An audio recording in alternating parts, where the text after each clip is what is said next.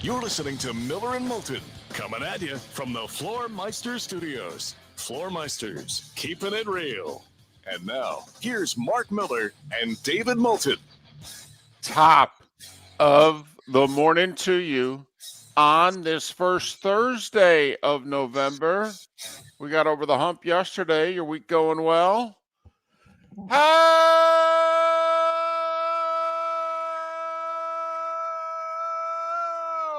the heck are you, Miller and Moulton?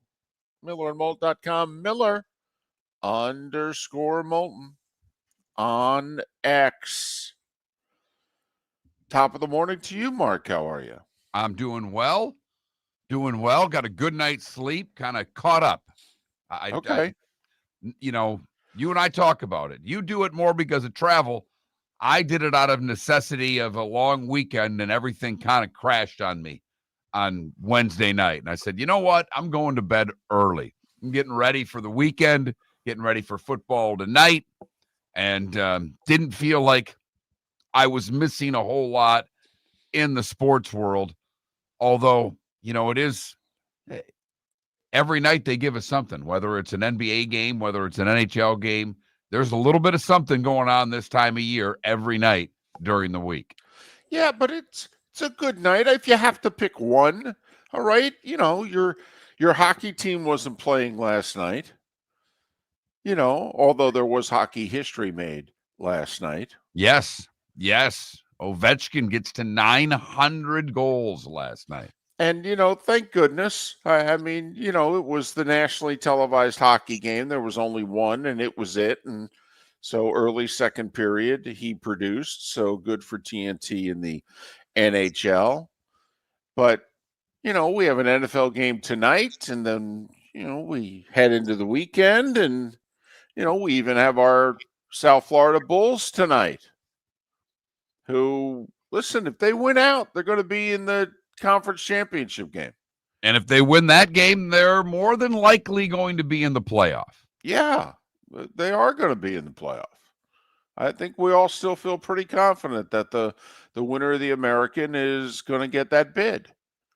So, South Florida at home, solid 2-touchdown favorite. Thursday night football, another division matchup. This one in the AFC West. Broncos and Raiders. Sell it. Do the best you can. Well, they're rivals. And, Mark, let's face it, while Denver keeps winning, there are some games in which they decide for 3 quarters they're going to ham and egg it and keep the other team in it. As they say, they like to play with their food. That's really what I mean. Think about it. Think of all of the close games and credit the Broncos. They've won them all. Yes. But they have not been world beaters No. in getting to a lofty 7-2 record on the season. I mean, the Giants game, obviously heroic at the end. They get by the Texans, who had lost their quarterback. They barely beat the lowly Jets in a game that they only mustered up 13 points. So, other than really the thrashing of the Bengals, and then that's about it. I think all their other games have been one-score games one way or the other. They beat the Cowboys pretty handily. So they have 2 games that are not one-score games, and they've won the majority of them. And that's why you wonder, even though the Raiders are not a good team, you just wonder if 9.5 is a little too big a number for the Broncos, because like you said, I mean, it's tough to win by 10 or more when you're playing with your food. And on the horizon for the Broncos are the Kansas City Chiefs. So after tonight, they get a long week to prepare for another division rival, but the one who has set the bar in that division, the team they're trying to overtake. And we'll see. I know it's the NFL. Any team can beat any team on any given Thursday night, right? But road teams on Thursday nights struggle, particularly as you get later in the year. And I'm just curious more than anything if the Broncos offensively can put together a complete game tonight. And it's a must-win for Denver. I mean, it really is. And you're like, well, wait a minute. They're 7-2. What are you talking about? Yeah, they're trying to win the division. They're 2 games clear of the Chiefs. Okay. You can't give one back.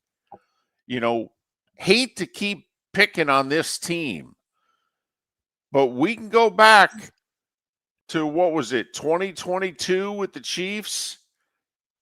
Or excuse me, with the Dolphins? I was about to and start the singing the Bills? song, and you went Chiefs on me. Well, they lost to the Chiefs in the playoffs. They ended up playing them. Why?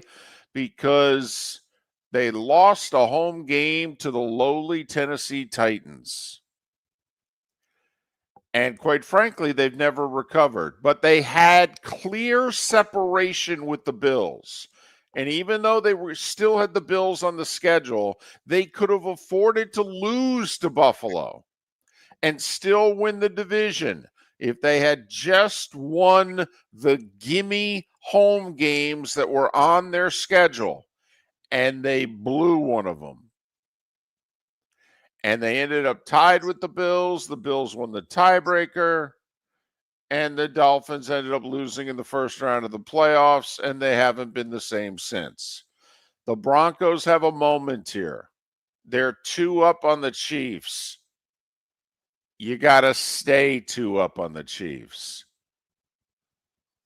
No doubt. It's funny how we are just leapfrogging the Chargers in this conversation, but with the way the Chargers have been injured on the offensive line, are they still a threat to win the division?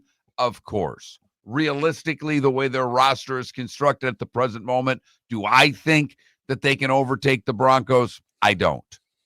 I simply don't. Love the coach, like the quarterback, like some of the additions they've made on this team, but when you lose both tackles, it's tough. It's tough to consistently win, because when they had the one tackle, they were fine. And the one's been gone all year.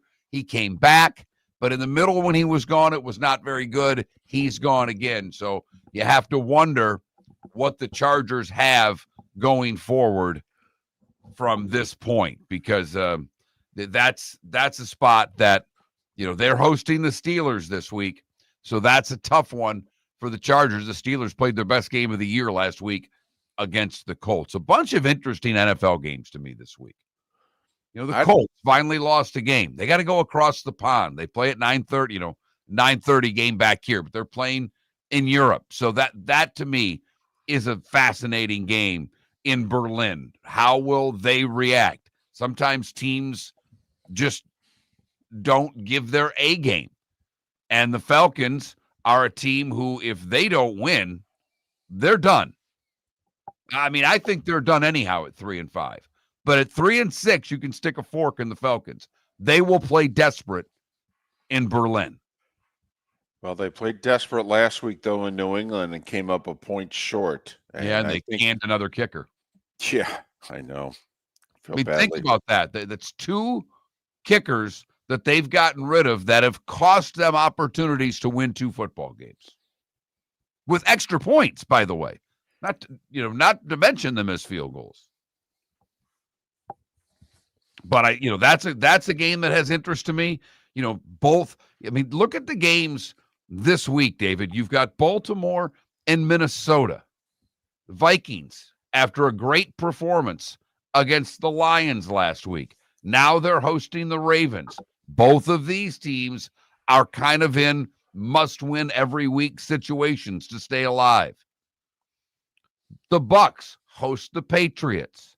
Patriots trying to win a division. Bucs all banged up. Don't know who's going to be active this week. Bucky Irving may still be out. Godwin still may be out. I mean, they are a wounded football team, and both teams desperate. The Jags go to Houston. No C.J. Stroud. The Jags trying to hold on to that last playoff spot. So there are a bunch of games to me that are very, very interesting this week in the National Football League. And I'm just getting started because I think there's more. I mean, all the way to Monday night. Your game Monday night is an excellent game with the Eagles and the Packers, maybe the best Monday night game you've had in a while. And with the Packers coming off the surprising loss. I mean, let's be honest. The Packers should be undefeated. What are they, 5-2-1? They've lost at home to Carolina. They blew that double-digit lead in the final 5 minutes at Cleveland. And then they tied the Cowboys in Dallas. All right, give them the loss in Dallas or the tie. But, I mean, those two losses are difficult to explain. I mean, talk about, just – I mean, that they damn near have that division wrapped up. Never mind the fact they'd be in great shape, especially if they were to win Monday night. You'd almost have the feeling that they've clinched the 1 seed. I mean, think about and here's what's maddening about the Packers. What did the Packers do last year, Mark? They beat everybody they were supposed to beat. Their problem was they lost twice to the Eagles, twice to the Lions, twice to the Vikings. So last year they were Penn State, and this year they're kind of like Penn State. Wow. Does that mean Matt LaFleur is in trouble? I don't think so, but it's very James Franklin-esque. So this is the last few weeks on paper have not been very juicy Sundays. They just haven't been. You can spin it any way you want. It's the NFL. Any team can win, blah, blah, blah. But they haven't been. And, yeah, there have been some upsets. There have been some good games, no doubt. But when you look at the implications from what's happening, even starting tonight with Raiders and Broncos, because the Broncos, they've lost a couple games, but they've beaten the teams they're supposed to beat most likely, more than not. So can they do it tonight? And then you got Falcons, Colts Sunday morning into, I'm telling you, the 1 o'clock games, they all, for the most part, mean something with the exception. And even New Orleans at Carolina. Carolina's still hanging around. No one's paying any attention to us, but we're still in this thing if you're a Carolina Panther fan. Carolina's 5-4. They've got the Saints and the Falcons the next 2 weeks. And then they play the Niners. There's a couple of games looming here. Carolina at San Francisco. Could that be a wild card tiebreaker with all the Niners injuries? And Jacksonville and the Chargers coming up in a week and a half. Is that ultimately for a wild card spot? Lots to get into. Miller and Moulton. Thanks for being Your with roof us. is your home's first line of defense. At Pelican Roofing of Florida, Ronnie, John, and their team bring years of experience to protect what matters most, your family and your business. From residential repairs to large-scale commercial roofing, we deliver honest work, fair pricing, and quality you can trust. An upgrade on your roof can lower your insurance costs. Don't wait for a leak to turn into a disaster. Call the experts at Pelican Roofing today. 1-866-9-PELICAN. That's 1-866-9-PELICAN. Online at PelicanRoofingCompany.com. CCC 1332512. Let's talk the big differences between Floormeisters and the big box store that sells flooring. Floormeisters is family owned. They do flooring, not doors, nuts and bolts, or weed killer. They specialize in it. They know it.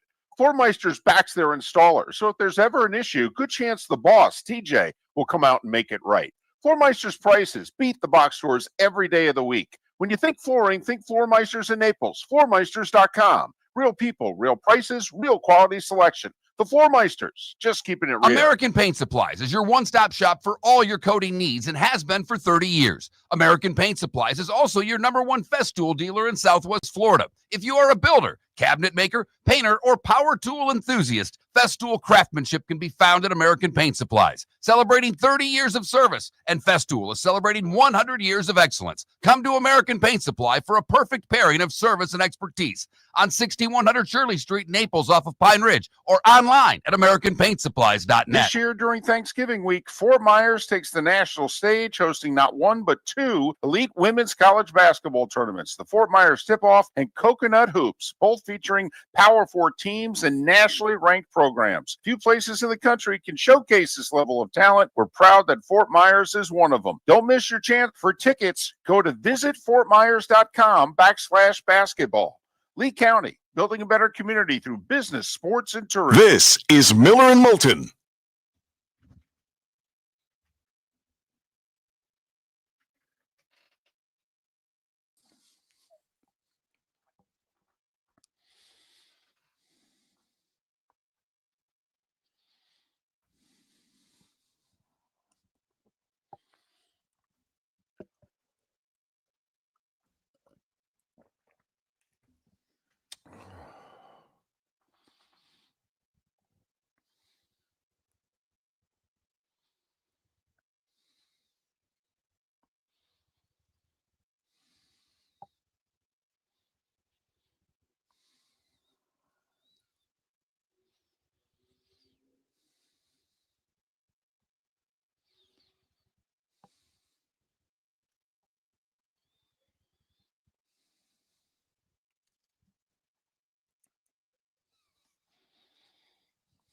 Plucky, huh?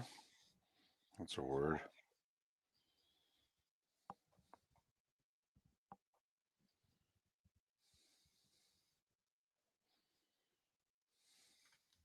Two poll questions up, David. Whoa. Get to work. Whoa. Get to work over there.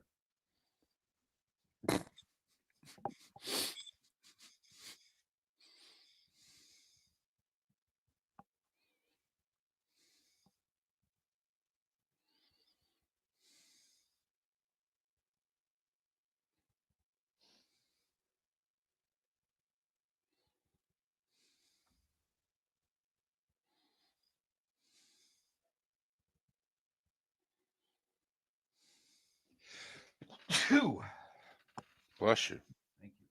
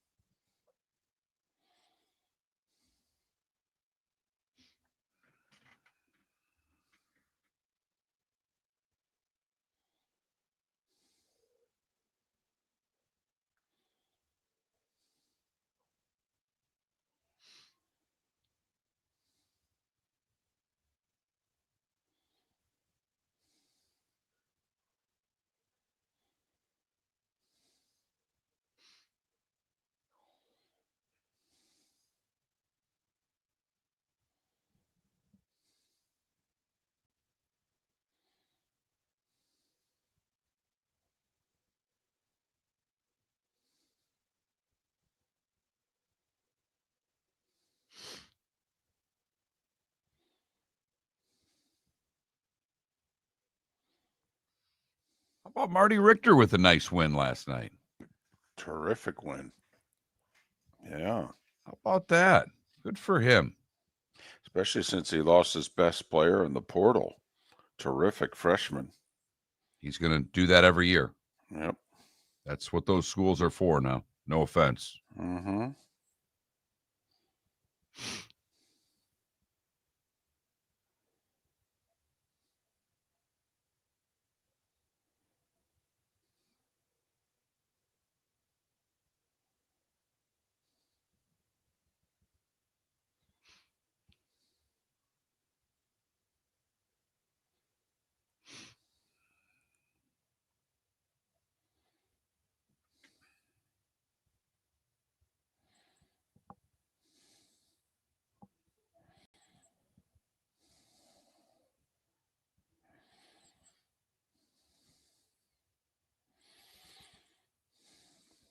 How about your...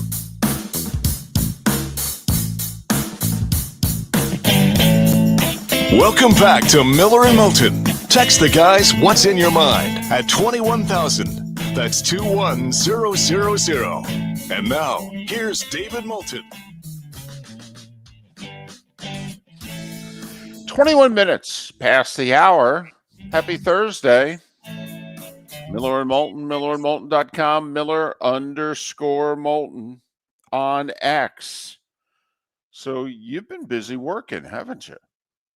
It's what I do, David. It's just the grind that we do. The tough hours, the nonstop research to come up with very relevant poll questions. And it's something that combined we suck at. I mean, let's get right down to it. There are a lot of things that we do pretty well. Some might say we do a few things really well. One thing that we're awful at is poll questions. Yes, we are. But supposedly you have 2 already up and running 1 segment into the show. Well, one of the poll questions, David, was the one you brought up late in the show yesterday. And another area that we suck at is coming up with a poll question on one day and then forgetting what it was the next day. Yes. In that sense, we act even older than we are. Correct. But yesterday, late in the show, when talking about the Dolphins and the Jets, the 2 bottom dwellers in the AFC East, and the Jets made all of those moves, the Dolphins made 1. And you just asked, who will make the playoffs first? And we had a little fun with it towards the end of the show, but I think it's worthy of a poll question. And since I control our X account at Miller and Moulton, Miller _ Moulton, rather, I put that poll question up. Who will make the playoffs first, Jets or Dolphins? For the record, I voted for the Jets because as long as Stephen Ross employs Mike McDaniel as a head coach, they're not making the playoffs. They're not. I know he did. It's not happening with Tua. This team's going in the wrong direction.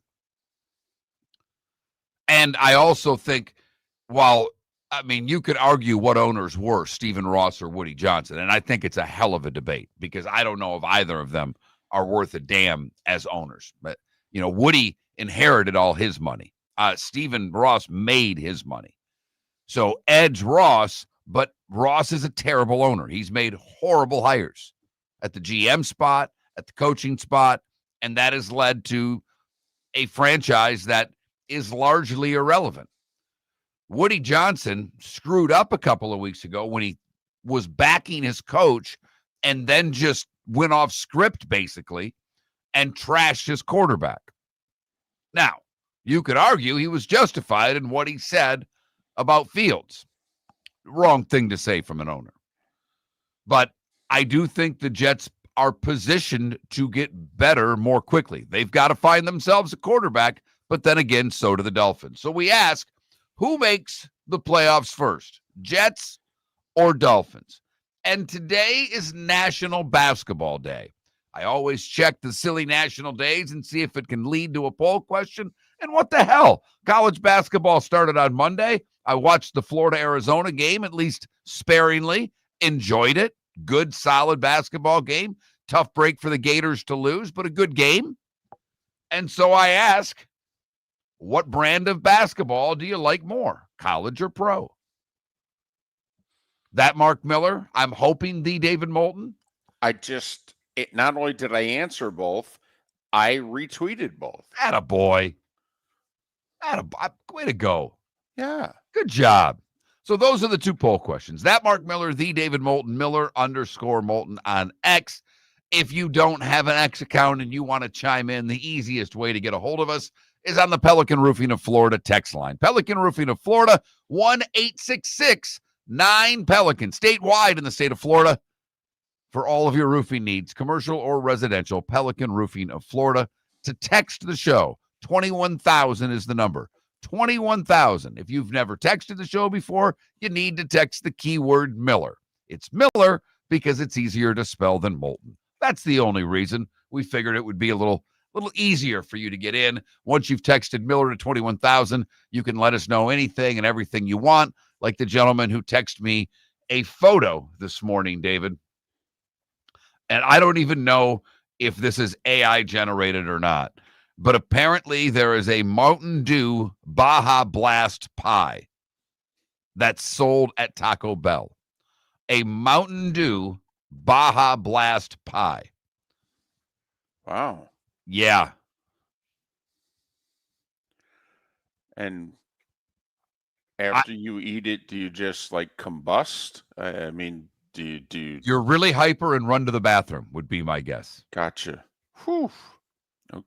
Okay. Well, talk about running to the border. I was going to say all that for just $2.99. Wow. By the way, I voted college. I did as well. I know Pro Hoop's a better brand of hoop. They're better players. I get it. Part of the thing that makes college basketball more fun for me is the atmosphere at the stadiums, at the arenas. College basketball. Miller and Moulton have said for a long time that home field court ice advantage doesn't matter anymore. We think there's one place left where there is a clear advantage. Home court, college hoop.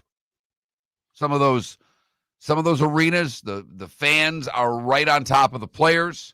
They're loud. And not only do we think it influences the visiting team, we think you get a few more calls. Oh, yeah. I think it's been backed up. But I prefer college, believe it or not, because this is one of the few times in which I think less is more. I like 40 minutes as opposed to 48. Because an NBA game, if it's a decent game, man, there are a lot of stoppages in the final half of the fourth quarter. And these games are taking like 240-ish. And a college game is 2 hours, 210 at max. And I don't know. I like the tighter product. I really do. The other thing, which is to me obvious, is college is not just line up around the three-point arc and chuck it up. Now, it's not a better quote-unquote brand of basketball because it's not as skilled, but it's more appealing to me. I feel as if the post is in play.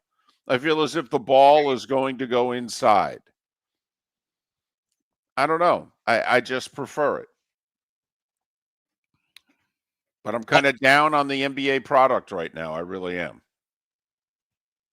By the way, we mentioned it yesterday. Not down on them, but the Orlando Magic need to get their act together here quickly. They had what we thought was a relatively easy schedule to start the season, and they have not gotten off to a good start. Their three-point shooting is just as bad as it was a year ago, and their defense hasn't been good. And that was their calling card. That's right. What they did. They played defense.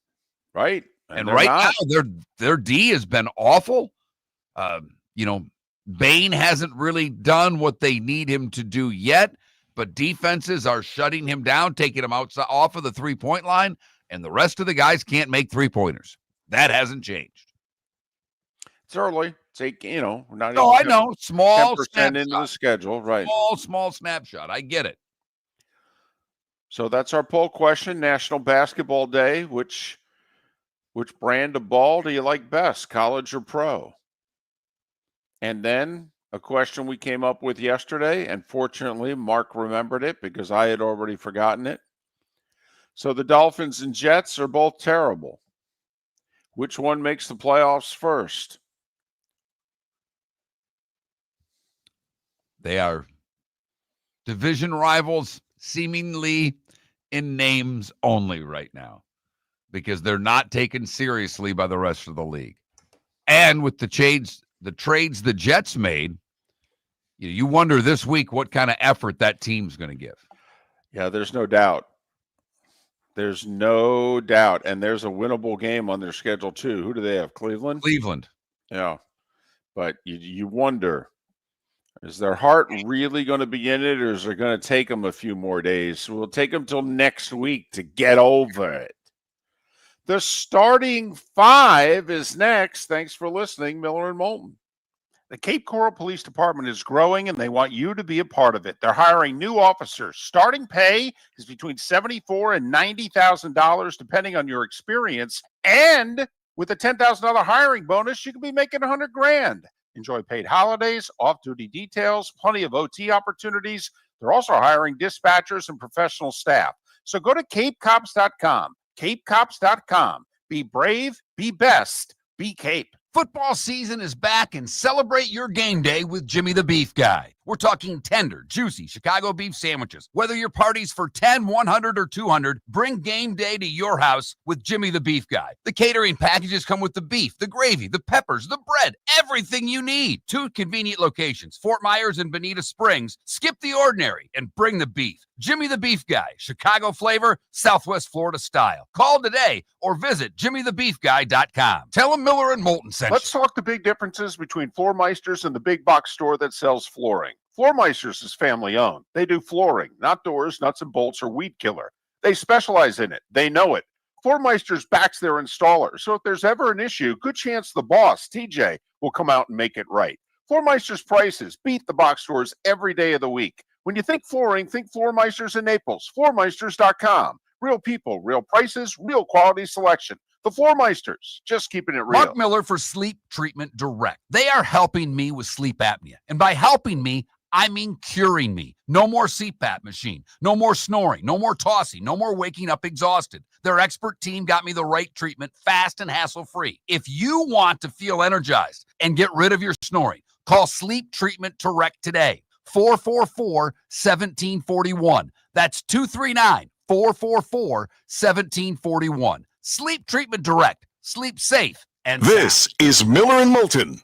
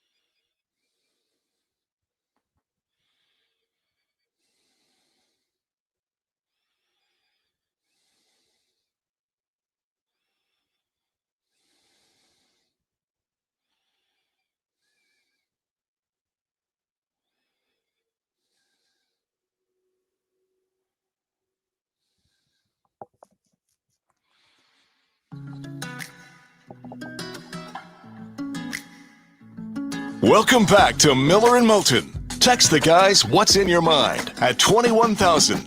That's 21000. And now, here's David Moulton. 22 minutes before the hour. Miller and Moulton, millerandmoulton.com, Miller_Moulton on X. Roy Cummings in a little more than an hour to talk the Bucs.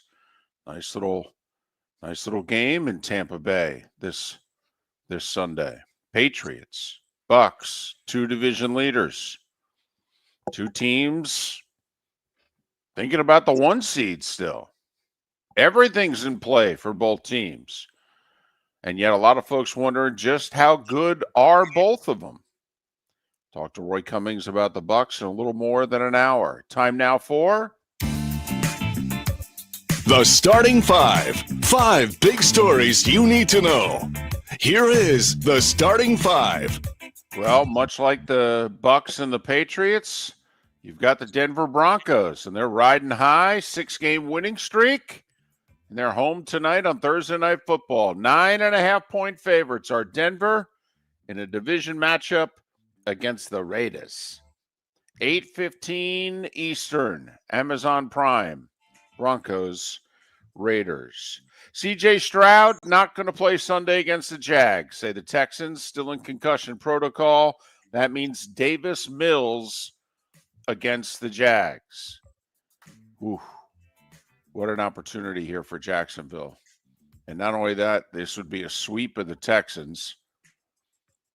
I think the Texans are out of it concerning the playoffs, but they don't. But what an opportunity for Jacksonville. With the Chiefs, who they're trying to hold off for a playoff spot right now, idle, big opportunity for the Jags.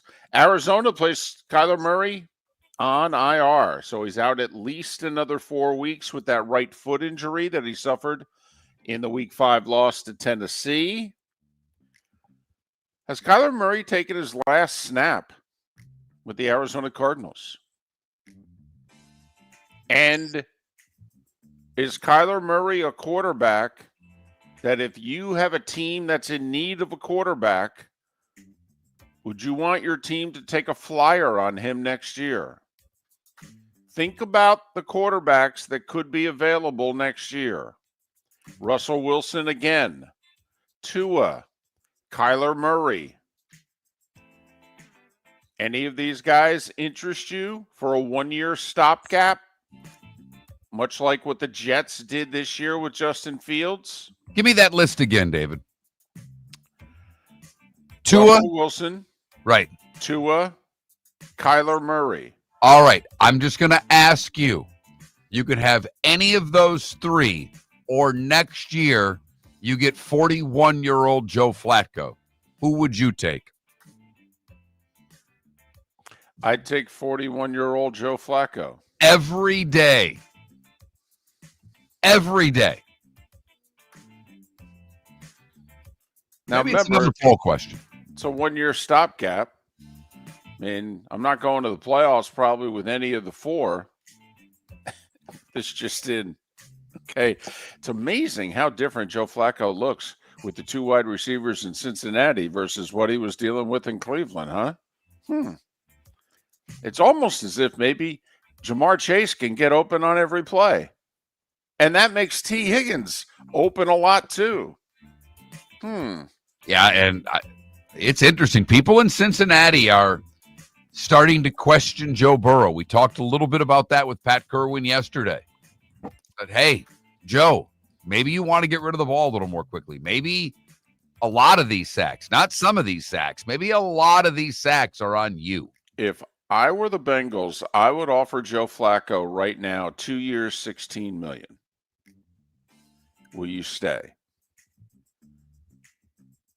And just be Joe's caddy. Joe Flacco's very likable. He'd be well compensated.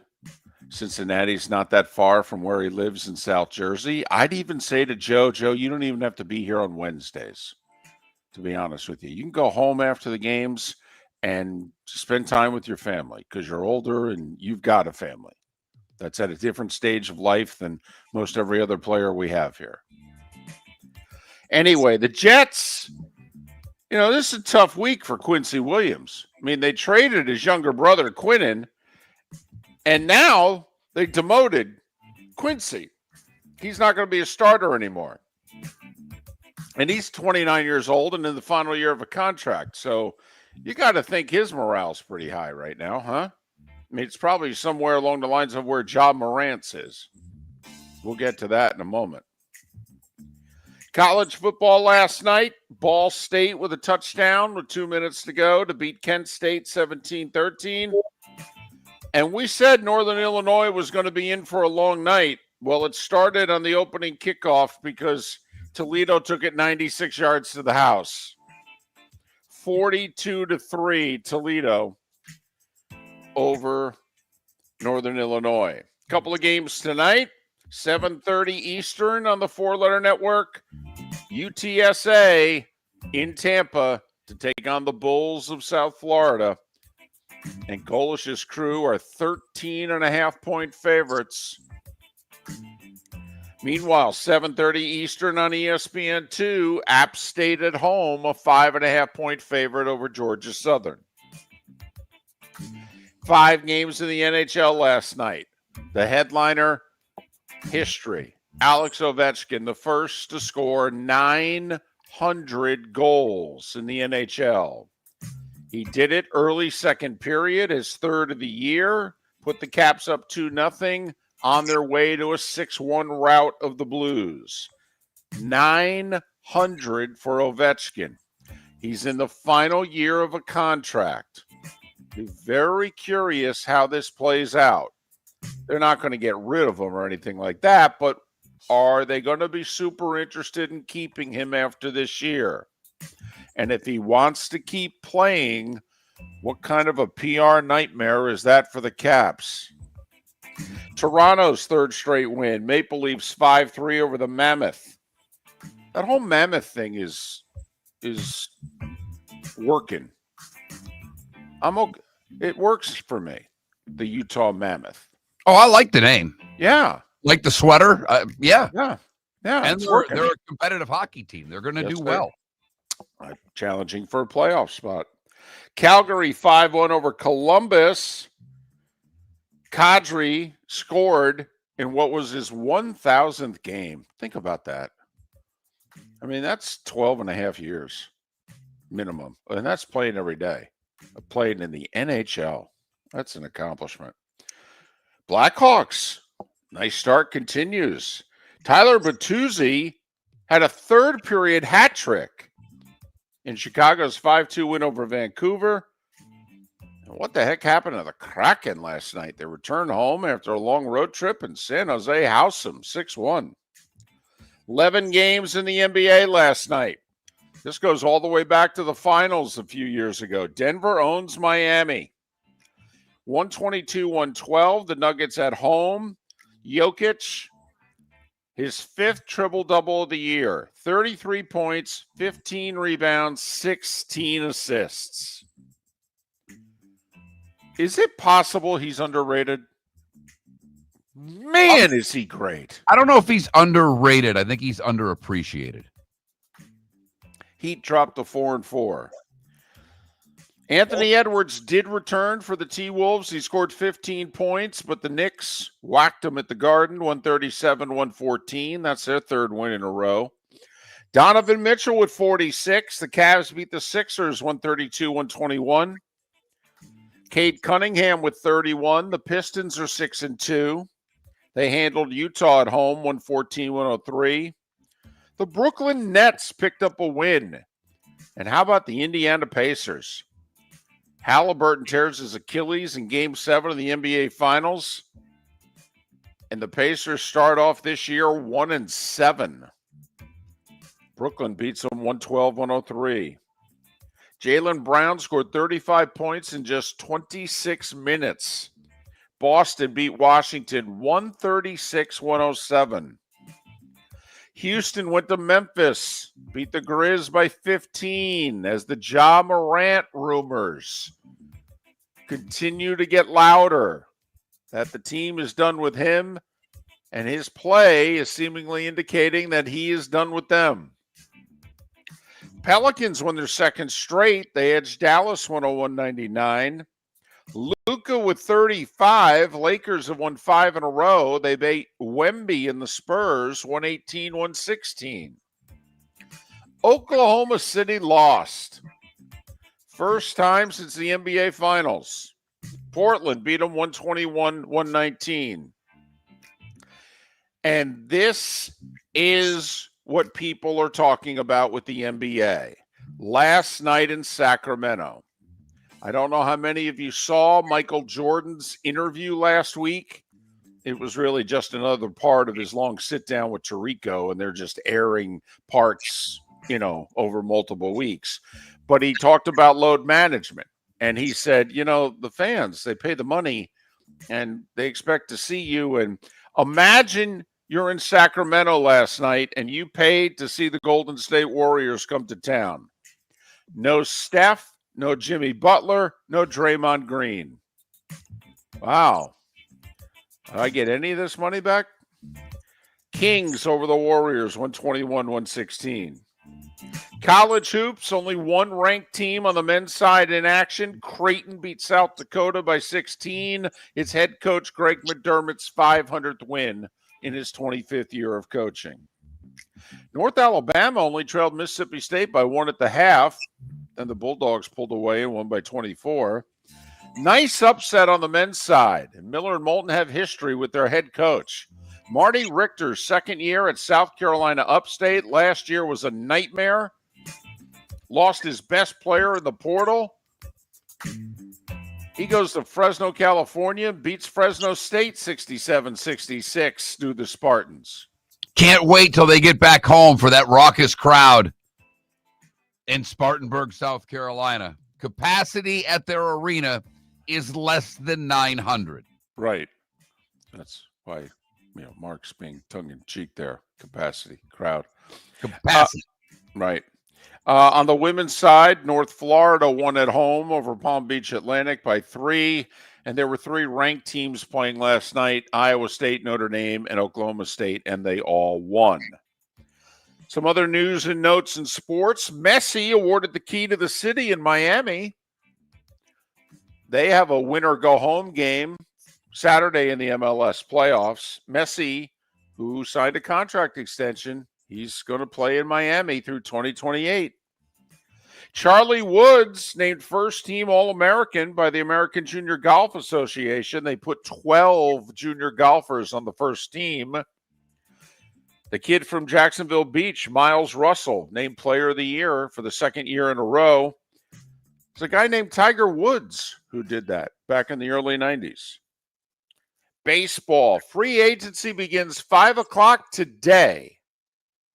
They don't mess around. 5 days after the World Series ends, the new year begins. The Braves picked up the $18 million option on Chris Sale yesterday. Yankees kept lefty reliever Tim Hill for $3 million, but they didn't keep righty reliever Jonathan Lasago for $5 million. They let him go. Free agency beginning 5 o'clock today in Major League Baseball. And at 9 minutes before the hour, that was the starting 5. 5 big stories and a key to the city here on Miller and Moulton. That Jacksonville Beach kid there, Miles Russell, the excellent golfer, he's going to Florida State. Do you know what he's getting to go to Florida State? No. 2 commas, David, to play college golf. My understanding, he's getting $1 million a year. Now, I've seen reports that it's higher than that, but what I understand and the people that have told me, it's $1 million a year for a college golfer. He's excellent. I am not begrudging him getting the money. You know that, David. Get what you can get, young man. But I'm trying to figure out what the benefits are to pay a golfer that much. Like, I get the softball pitcher at Texas Tech. There's a lot of TV time that goes along with college softball. Right. And if you're on, I see the benefits to the university. Now, college golf gets some time on the Golf Channel. It does. That's the Golf Channel, of which not many people watch their tour events, let alone NCAA events. So I'm just trying to figure out the return on investment, or is that we can't let this kid go to Florida, so we outbid for him? And that's what I think it is. And you wonder if they just called some of the former Florida State people and you'd say, hey, Koepka, could you give some of that LIV money to us? We want to keep this Miles Russell kid away from the Gators. Could be, but $1 million a year to play college golf. Good for him. I don't know what the return on the investment is for the Knowles. Miller and Moulton, thanks for listening. Your roof is your home's first line of defense. At Pelican Roofing of Florida, Ronnie, John, and their team bring years of experience to protect what matters most, your family and your business. From residential repairs to large-scale commercial roofing, we deliver honest work, fair pricing, and quality you can trust. An upgrade on your roof can lower your insurance costs. Don't wait for a leak to turn into a disaster. Call the experts at Pelican Roofing today. 1-866-9-PELICAN. That's 1-866-9-PELICAN. Online at pelicanroofingcompany.com. CCC 1332512. Let's talk the big differences between Floor Meisters and the big box store that sells flooring. Floor Meisters is family owned. They do flooring, not doors, nuts and bolts, or weed killer. They specialize in it. They know it. Floor Meisters backs their installer, so if there's ever an issue, good chance the boss, TJ, will come out and make it right. Floor Meisters prices beat the box stores every day of the week. When you think flooring, think Floor Meisters in Naples. Floormeisters.com. Real people, real prices, real quality selection. The Floor Meisters, just keeping it real. It's the event everyone will be talking about when college basketball's biggest names take the court in Fort Myers. The Michigan State Spartans and the North Carolina Tar Heels headline the 2025 Skechers Fort Myers Tip-Off. Witness the excitement live and in person this Thanksgiving week at Suncoast Arena. The stage is set.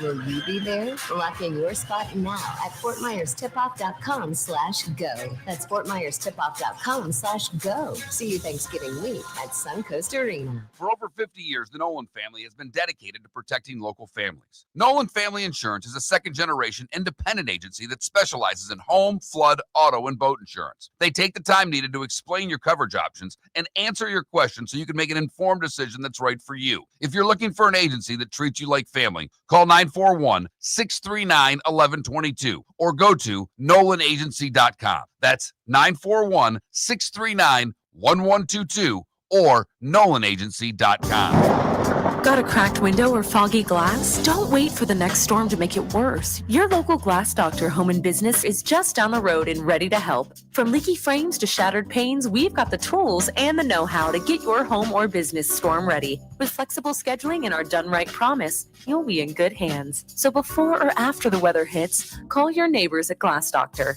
Glass Doctor, Glass Doctor.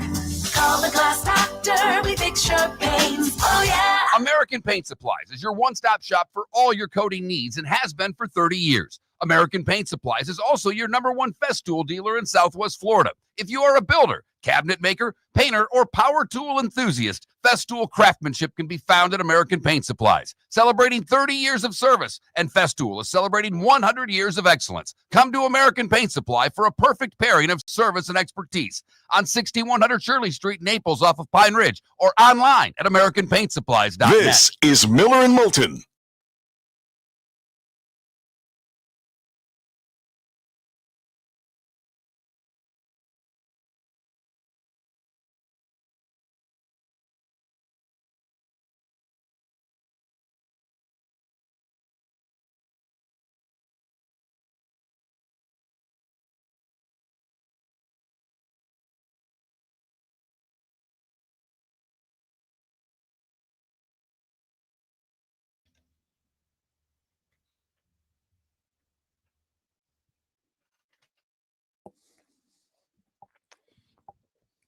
David, I have to ask you a very serious question. Okay. I neglected to pay full attention to the starting five. I put the banner up. Did you read the sponsor? I did not.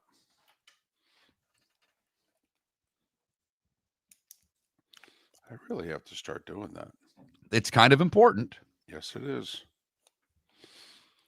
So I will begin next hour with it.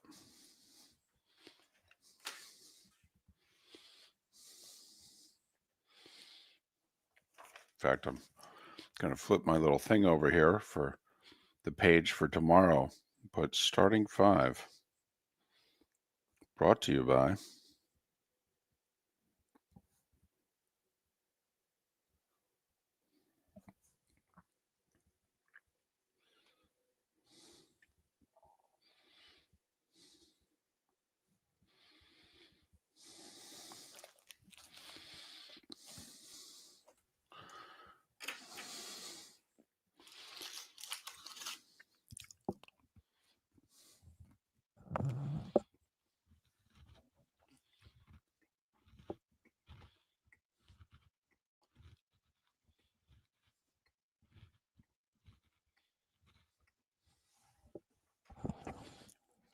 I have a topic if you're interested.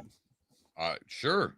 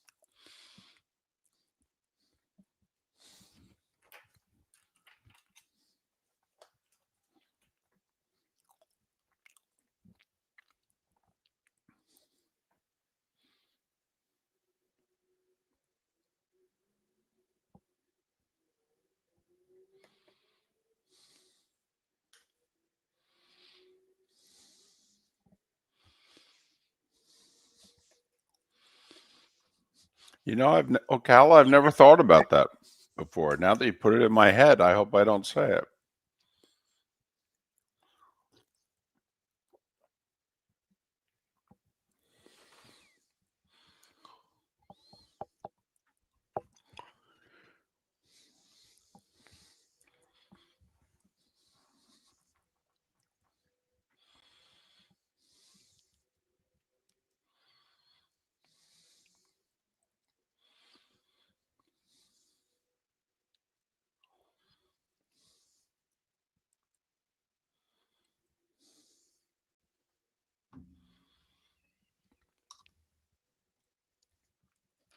Yes, baby Jules, he is a good dude.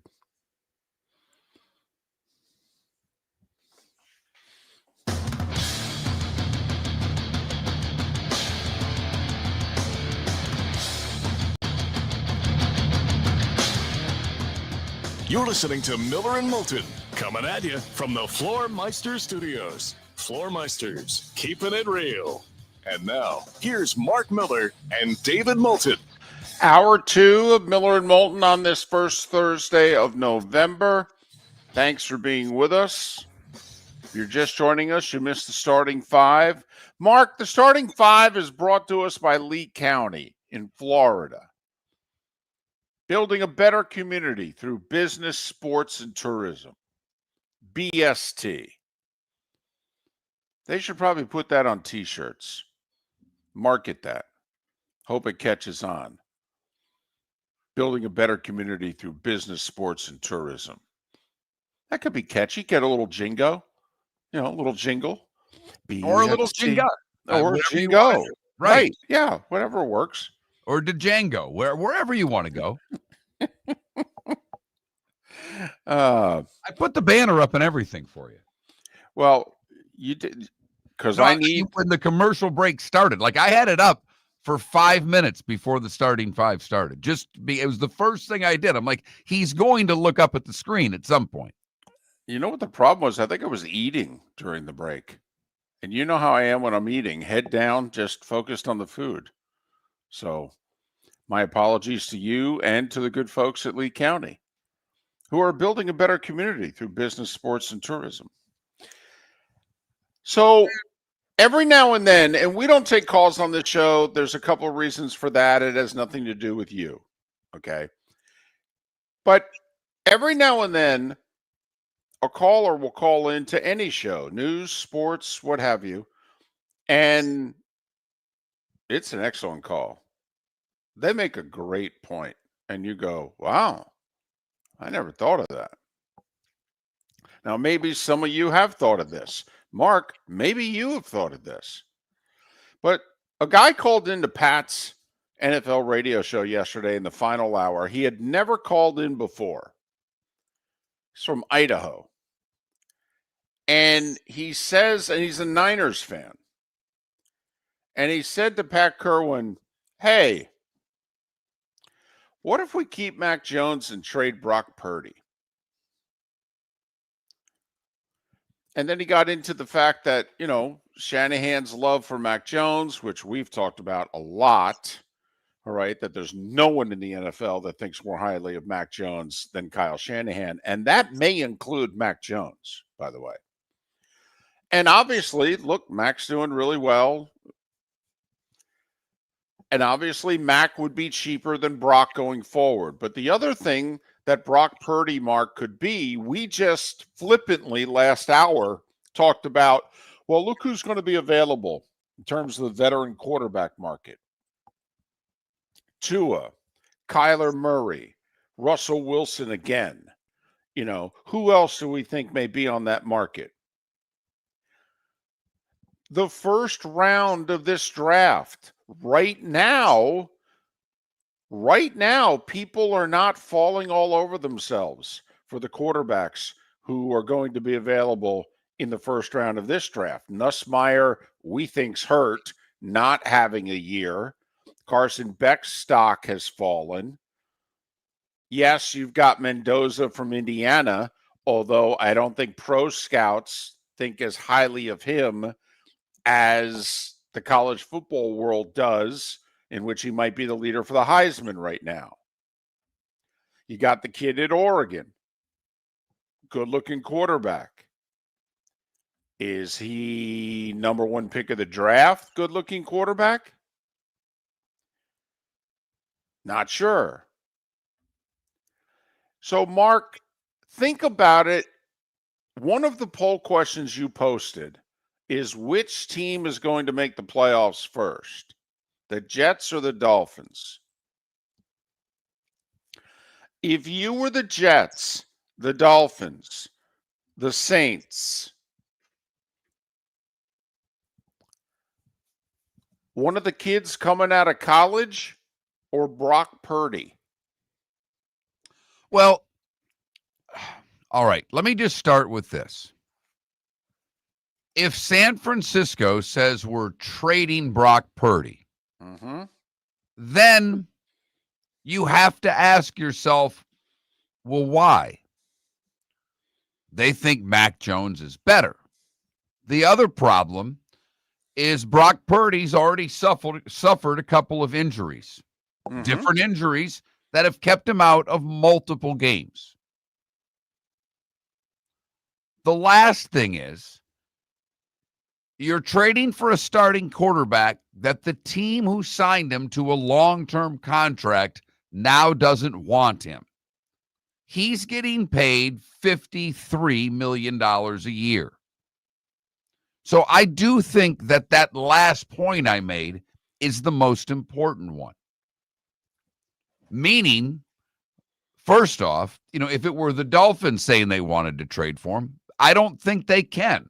They're already paying another bad quarterback $50+ million a year. But for the Jets, drafting someone or trading for Brock Purdy, I might pass on both. I might use those draft picks to grab, I don't know, the Miami edge rusher, who most people think that Bain is perhaps the most talented kid that will be in the draft this year. I may then try to find the best offensive lineman with my other pick and look at a stopgap quarterback, and maybe, Mac Jones isn't signed for next year, right? Is he under contract for next year? Not sure. I thought they signed him for 2 years, but Okay. But I could be wrong. I often am. So I think it's a very relevant point. But I don't think it's that easy to trade a guy who's got $100 million, and I think $180 million in guaranteed money. Or Right. There's a lot of money tied up in that contract. Mm-hmm. And he did sign a 2-year deal with San Francisco. Brock Purdy took a Niners team to an NFC Championship game. He then took another Niners team to the Super Bowl. Brock Purdy got Steve Spagnuolo to completely change his game plan midway through that Super Bowl because he was destroying them. And Spag said, yeah, what we thought for 2 weeks isn't going to work. We need to change this on the fly. Brock Purdy's a proven quarterback in the NFL. Brock Purdy's 26 years old. If his toe heals and he's available, and you're a bad team, and you're going to continue to be a bad team because you don't have a quarterback, Brock Purdy doesn't interest you? I mean, you're the Jets. What do you have at quarterback going forward? You don't have anything. You don't have anything, David. Okay. I understand where you're coming from, and I understand his accomplishments. I worry about a quarterback that's been banged up a lot, And that's fair. and that has a ton of money guaranteed in a contract. Okay. I would rather call the Niners and say, what do you want for Mac Jones? And they're not going to trade Mac Jones. He's $4 million a year. I mean, at the very Let me least. ask you this. If you gave up one of the 2 first-round picks the Jets have next year for Mac Jones, would you do the deal if you were San Francisco? No, I'd want them to take Purdy because I can negotiate with Mac and get him for $20 million less. But I'm just wondering, if you're a team out there with no quarterback, and we all know, drafting a quarterback's total flip of a coin. And yeah, it looks like the quarterback draft class of 2024 is going to be a really good one. And that's awesome. And we can all quote all the other draft classes and quarterbacks that were taken that didn't work or are not working now, but teams are stuck with them. Brock Purdy can play in this league. He's proven that. I know there's a lot of you that don't think highly of Brock Purdy for whatever reason. It's funny because he's been a pretty damn good quarterback. 26 years old. And yes, you got to pay the freight.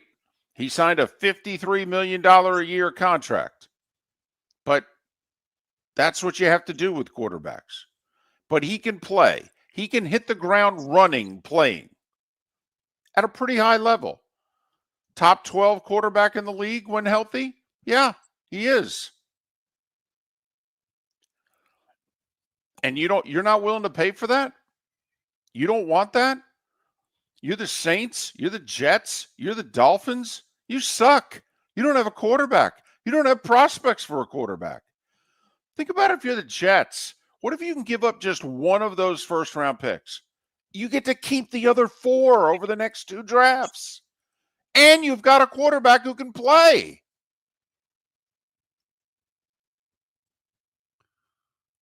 It's interesting. I'd rather trade for Mac Jones because, like you said, I can control what I'm going to pay him. I think I can get him, re-sign him for a Baker-like deal, which now, Baker was in the 30s. Let's just move that to the 40s. The same thing, by the way, quick sidebar, Indianapolis needs to ASAP get Daniel Jones locked into a 3-4 year deal. Try to give him a 3-year deal, all guaranteed, 40 whatever, 42, 44 million a year. I know he's going to want more, but with that team and the players they have signed long-term, get a deal done with him. And for those of you saying you'd rather trade for Mac Jones, that's great. Okay. What I'm saying is, what if the Niners say we're not interested in that? What if the Niners have now pivoted and they are thinking, you know what? We're going to trade Purdy. We're going to get the best offer we can. They're going to have to take, by the way, a huge cap hit. They're going to have to take a $90 million cap hit to trade Purdy because of the bonus money and what have you, and it all gets thrown the minute you get rid of them. And they're going to have to decide, by the way, they're going to take that all at once, or they're going to have to split that over 2 years. So this would be a huge decision for the Niners also.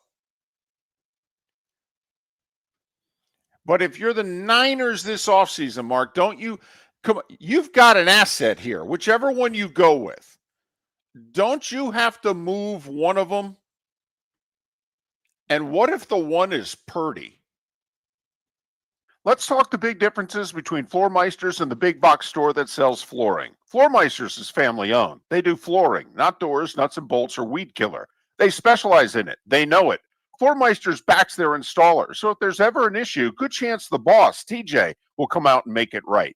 Floormeister's prices beat the box stores every day of the week. When you think flooring, think Floormeisters in Naples. Floormeisters.com. Real people, real prices, real quality selection. The Floormeisters, just keeping it real. American Paint Supplies, celebrating 30 years in Naples, is proud to be the exclusive Farrow & Ball dealer in Southwest Florida. The best thing to come from the UK since the Beatles, Farrow & Ball has the colors and paints at American Paint Supplies. See why all the designers and painters choose Farrow & Ball. For 30 years, American Paint Supplies provides the perfect pairing of service and expertise. On 6100 Shirley Street in Naples off of Pine Ridge, or online at AmericanPaintSupplies.net. American Paint Supplies is your one-stop shop for all your coating needs. The Cape Coral Police Department is growing, and they want you to be a part of it. They're hiring new officers. Starting pay is between $74,000 and $90,000, depending on your experience. And with a $10,000 hiring bonus, you could be making $100,000.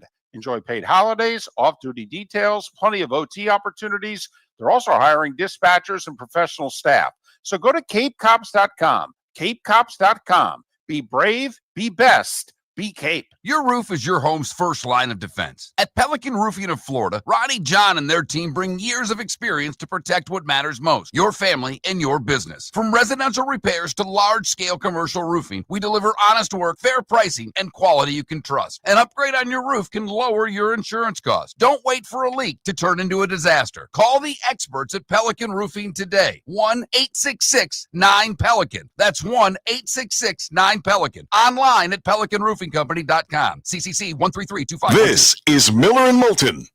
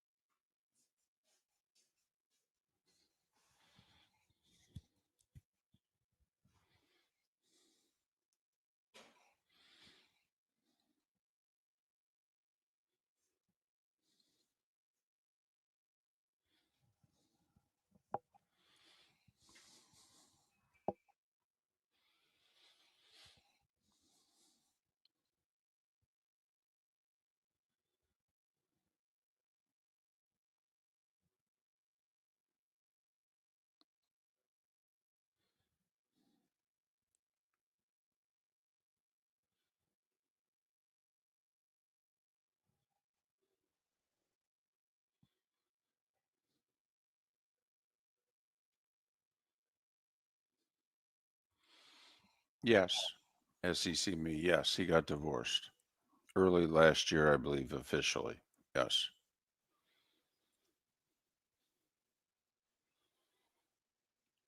Has 2 teenage daughters. I think they're 16 and 14. No, the 16-year-old may be 17 now. She's looking at colleges. Yeah, she's a senior in high school. She's been looking at colleges for a while. Yes. Hot neighbor. Nothing wrong with a hot neighbor.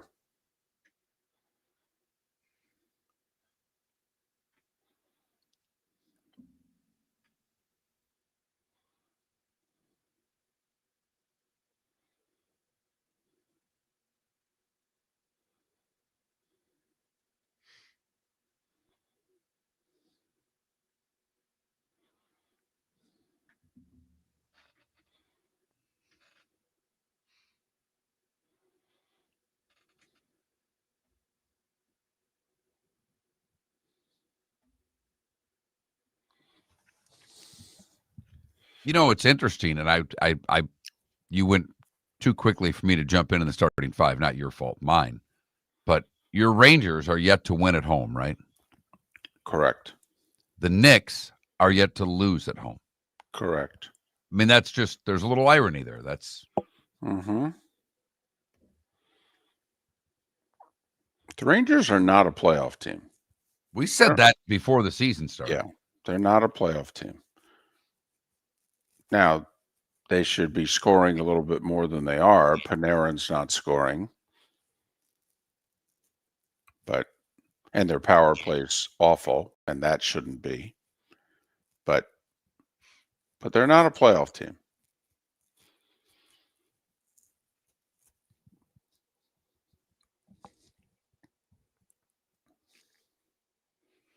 Which is saying something, because I think they have the best goalie. You're listening to Miller and Moulton. And now, here's Mark Miller and David Moulton. 21 minutes past the hour. Miller and Moulton, millerandmoulton.com, Miller_Moulton on X. Roy Cummings to join us coming up at the top of the hour. Bucs and Patriots, one of the good games in the NFL this weekend. 2 division leaders playing in November from different conferences. An interesting matchup. And there are a lot of those this weekend in the NFL. If you look up and down the schedule of games, there are a lot of important games for both teams. And that makes it exciting this time of year, because there's been a couple of weeks where it's been a little more one-sided. The Pelican Roofing of Florida text line is always open. 21,000 is the number. 21,000. The keyword is Miller. So text Miller to 21,000 if you've never texted the show before. And then you can text us as much as you would like. 2 poll questions today. Jets and Dolphins, both trying to figure out where they go next. The Jets have made a lot of moves to show you what they want to do. The Dolphins, not so much. We ask you, who makes the playoffs first? Right now, 3/4 of you say the Jets. And it's National Basketball Day. Which brand of basketball do you like more, college or pro? College, with an overwhelming edge, not a surprise. Most of the markets we are in are not big NBA markets. That Mark Miller, the David Moulton, Miller_Moulton on X to vote. Or you can always let us know on the Pelican Roofing of Florida text line. David, I have a question for you. A little off the beaten path here. But I've probably broadcast more games than you have, but they were all hockey for the most part. I did a few basketball games. I cut my teeth with some high school basketball, and then did mostly hockey, other than a season of college hoop. You have broadcast a lot more hoop, I think, than anything else from a play-by-play standpoint. Mm-hmm. What's the biggest blowout game you ever remember doing? Because you were doing FGCU, Florida Gulf Coast University, for those that don't know who that is. You were doing a lot of their games when they were 1D2 and made the jump to D1. And you've done a lot of the guaranteed games where they get paid to go get their asses kicked by the Kansases and Michigan States of the world.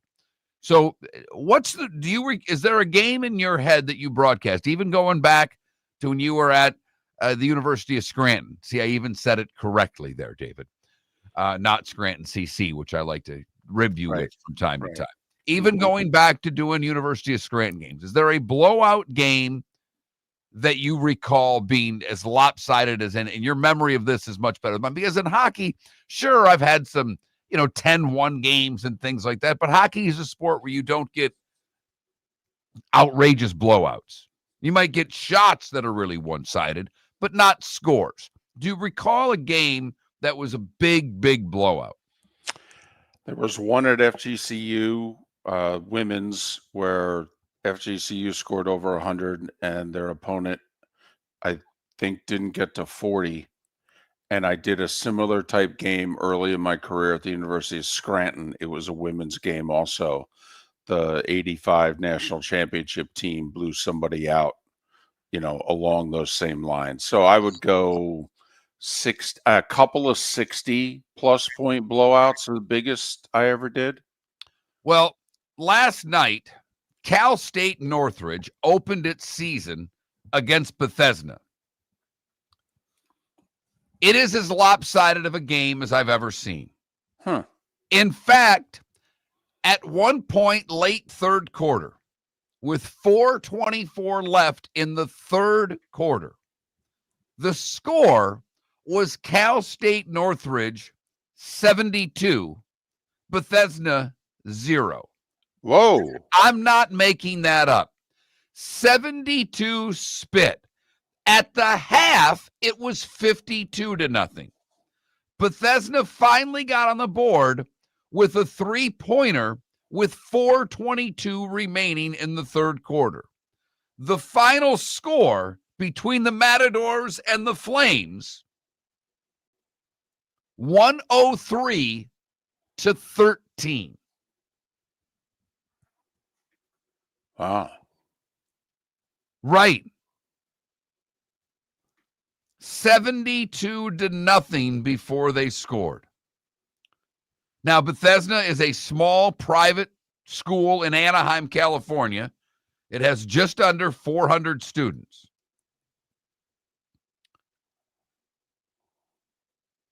The Bethesda players played all 40 minutes, the starting five. I don't know how deep their bench is or even if they have one.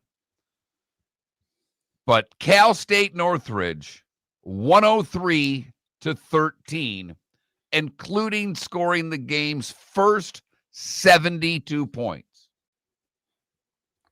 Damn. Ouch. I mean, I'm looking it up now to remember the exact. I did, a 67-point win, a 64-point win, things like that. A 62-point win. Damn.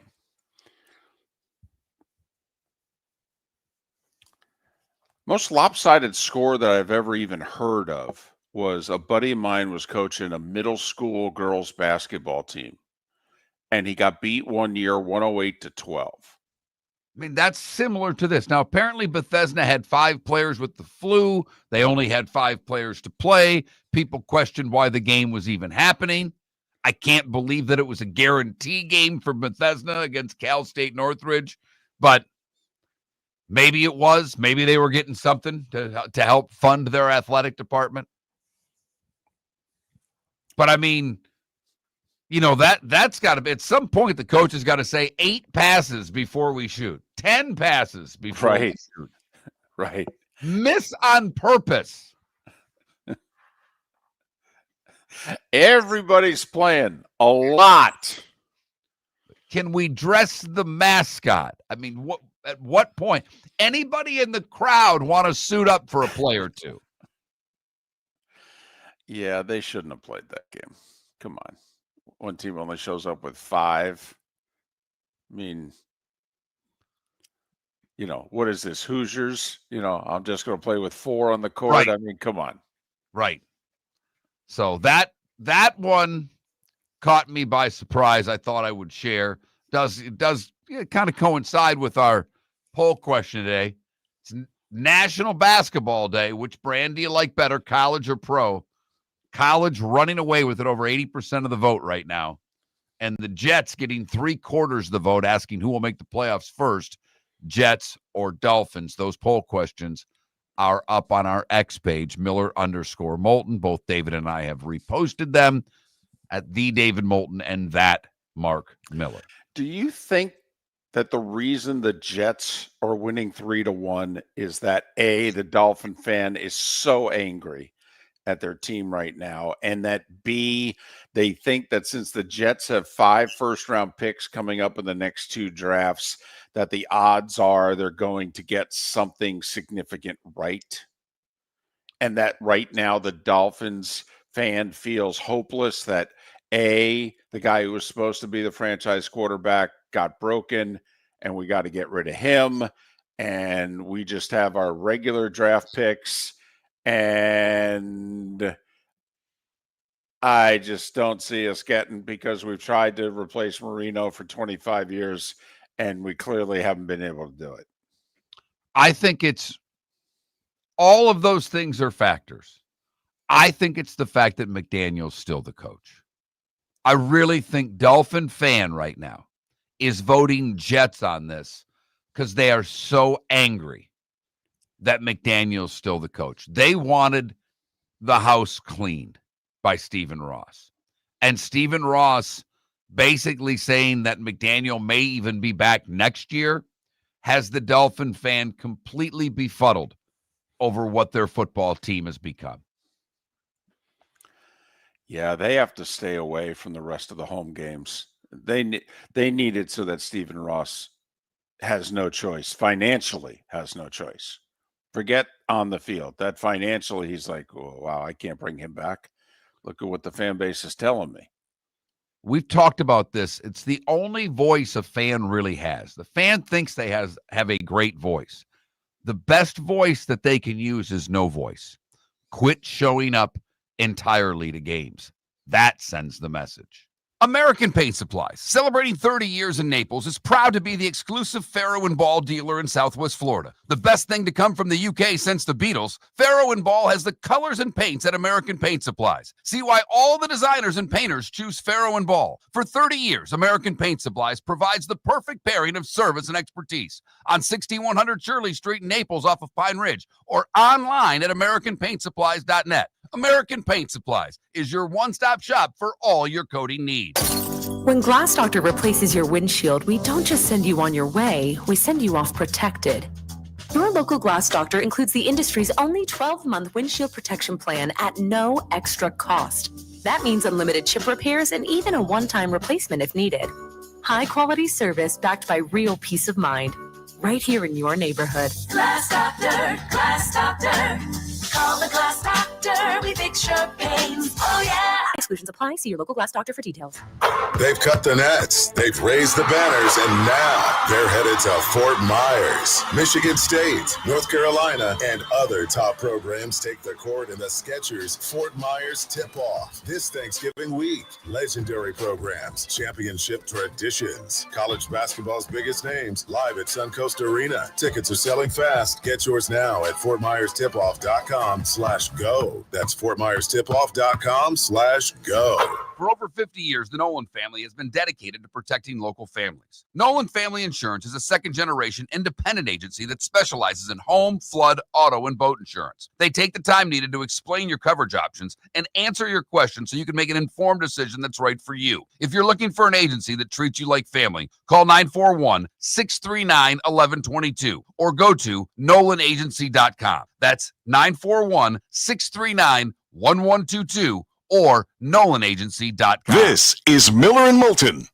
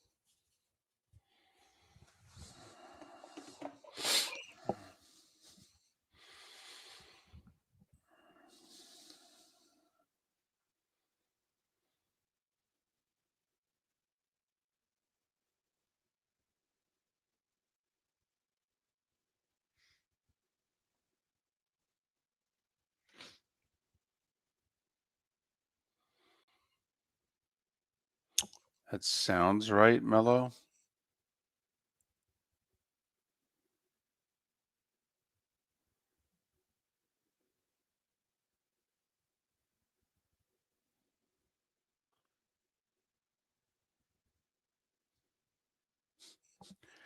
Oh, that's good to know, Adam.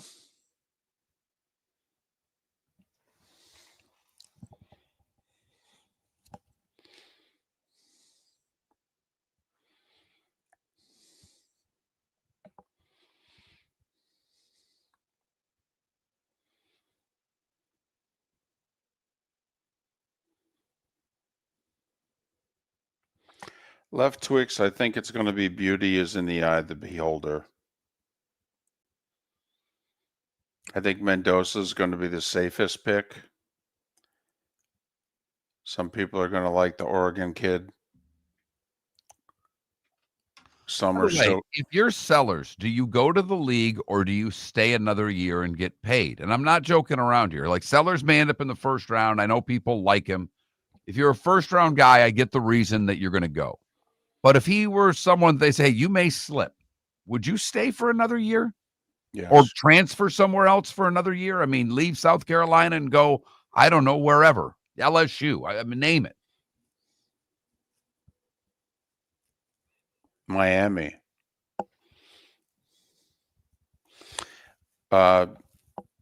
Miami and A&M, I think, are the two places that are out searching for a quarterback next year the most, from what I hear.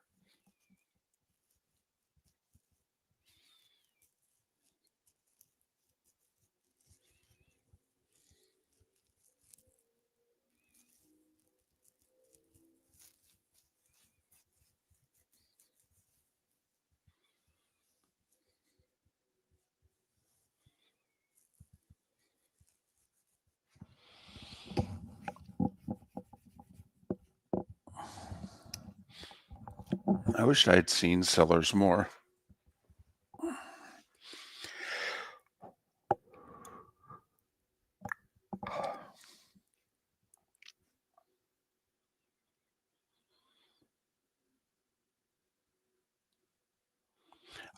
If I'm looking for a quarterback in this year's draft, I got to find out what the deal was with Nussmeier.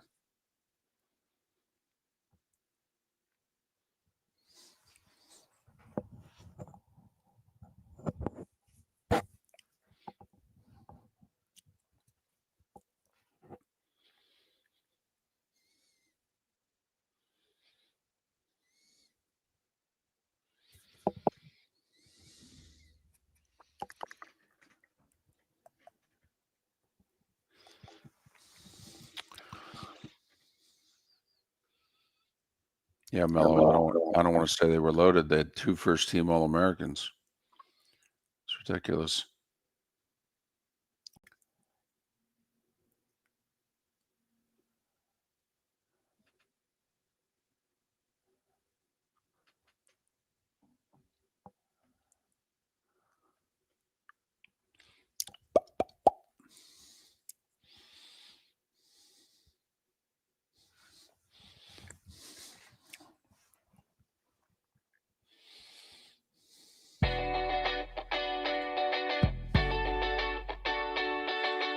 You're listening to Miller and Moulton. And now, here's Mark Miller and David Moulton. 22 minutes till the top of the hour. Miller and Moulton. MillerandMoulton.com. Miller_Moulton on X. Kicking around a few things before we invite Roy Cummings on at the top of the hour to talk Bucs. JP Shadrick in a little more than an hour to talk Jags. He's got a funny story about all that was involved in the field goal kicker and the NFL record kick and the football involved in it. So there's a story or two goes along with that. JP on the show to talk about it and more. Let me ask you this. Do you think Daniel Jones and Mac Jones are Baker Mayfield and Sam Darnold? Or do you think that they're just in a really good situation with a really gifted offensive coach? Remember, the guy in Indianapolis was the guy who helped turn Jalen Hurts into Jalen Hurts. we all know the track record of Kyle Shanahan. I mean, you tell me here, if you're Indy, listen, you're Indy, you got to keep Jones. I know that. But, I mean, Baker's is getting MVP consideration. Sam Darnold is beginning to play like the third overall pick of a draft. I mean, how sold are you on Daniel Jones and Mac Jones that they can deliver if they play elsewhere? Or are they only delivering because they're playing for who they're playing with now? I think, I don't mean to split the difference. I think, David, that's the case with most every quarterback. There are exceptions. There are guys, Matt Stafford was a guy that was great playing for bad Lions teams. But Matt Stafford might be a Hall of Fame quarterback. Right. You and I think he is. And I think it's going to be really close when it's all said and done. Daniel Jones had a season in which he looked terrific for the Giants. Mm-hmm. And then they got rid of all the players that were helping him. He had a bad offensive line. Coaching didn't seem to help. And they didn't want him, and things went south. So I think it's partially both. I think if you can set a quarterback up to fail. Sure. Caleb Williams last year was set up to fail. Absolutely. It looks like Caleb Williams is starting to figure it out. What does he have this year? Coach. He has a really good offensive-minded head coach. Mm-hmm. They've added weapons. They found a running back. They have a coach that understands that you have to be able to run the football in order to make your quarterback effective. What do the Colts have? They have a premier runner, a good offensive line. They have a guy who could win Rookie of the Year at tight end. They have a very good receiver. And you're right, he's coached up. Could he do the same going to Arizona? Maybe. Well, but that's a pretty big question to answer, for those that are saying, hey, I'm going to go get Daniel Jones. And that's even if Daniel Jones will take other people's phone calls. If I was Daniel Jones, I'd be doing my contract extension before Thanksgiving. I'm right there with you. And if I were the Colts, I'd be doing the same thing. I'd get this deal done, and I'd say, you know what? I'm not going to go out on the market where I might be able to get more money. I'm going to make sure I've got the next 4 years covered while this team is put themselves in a position to win, and I'll be there with them. Right. I'm making a pretty nice income, but I'm not making so much money that they may actually think of getting rid of me down the road. But Mac Jones, listen, we all saw it. Mac had a nice start in New England with not good personnel around him, by the way. And we did talk about that. We thought the Patriots, the last 3 years under Bill Belichick, had the worst skill positions in the league as a whole. And they may have had the worst offensive coordinator in the history of football. Matt Patricia was, come on, a guy that coached defenses, and he's really good at coaching defense. Yeah, he is. Wasn't a good head coach. He's a terrific defensive coach. But, they made Mac Jones look bad, and Mac Jones helped. But Mac Jones looked bad. He got benched for Bailey Zappi twice. Yep. No, you're right. And Bailey Zappi didn't do any better, by the way. May have done worse. No. Because that was a system that was set up to fail. So Mac signs in Jacksonville. Takes over for Trevor when Trevor gets hurt. He was okay. Wasn't awful. He was okay. Looked like a borderline starting quarterback in the NFL. I will say this. Would love to know as a Jags fan, because Mark, you and I both looked it up. Didn't he sign like a 2-year, $9 million contract with the Niners? Really?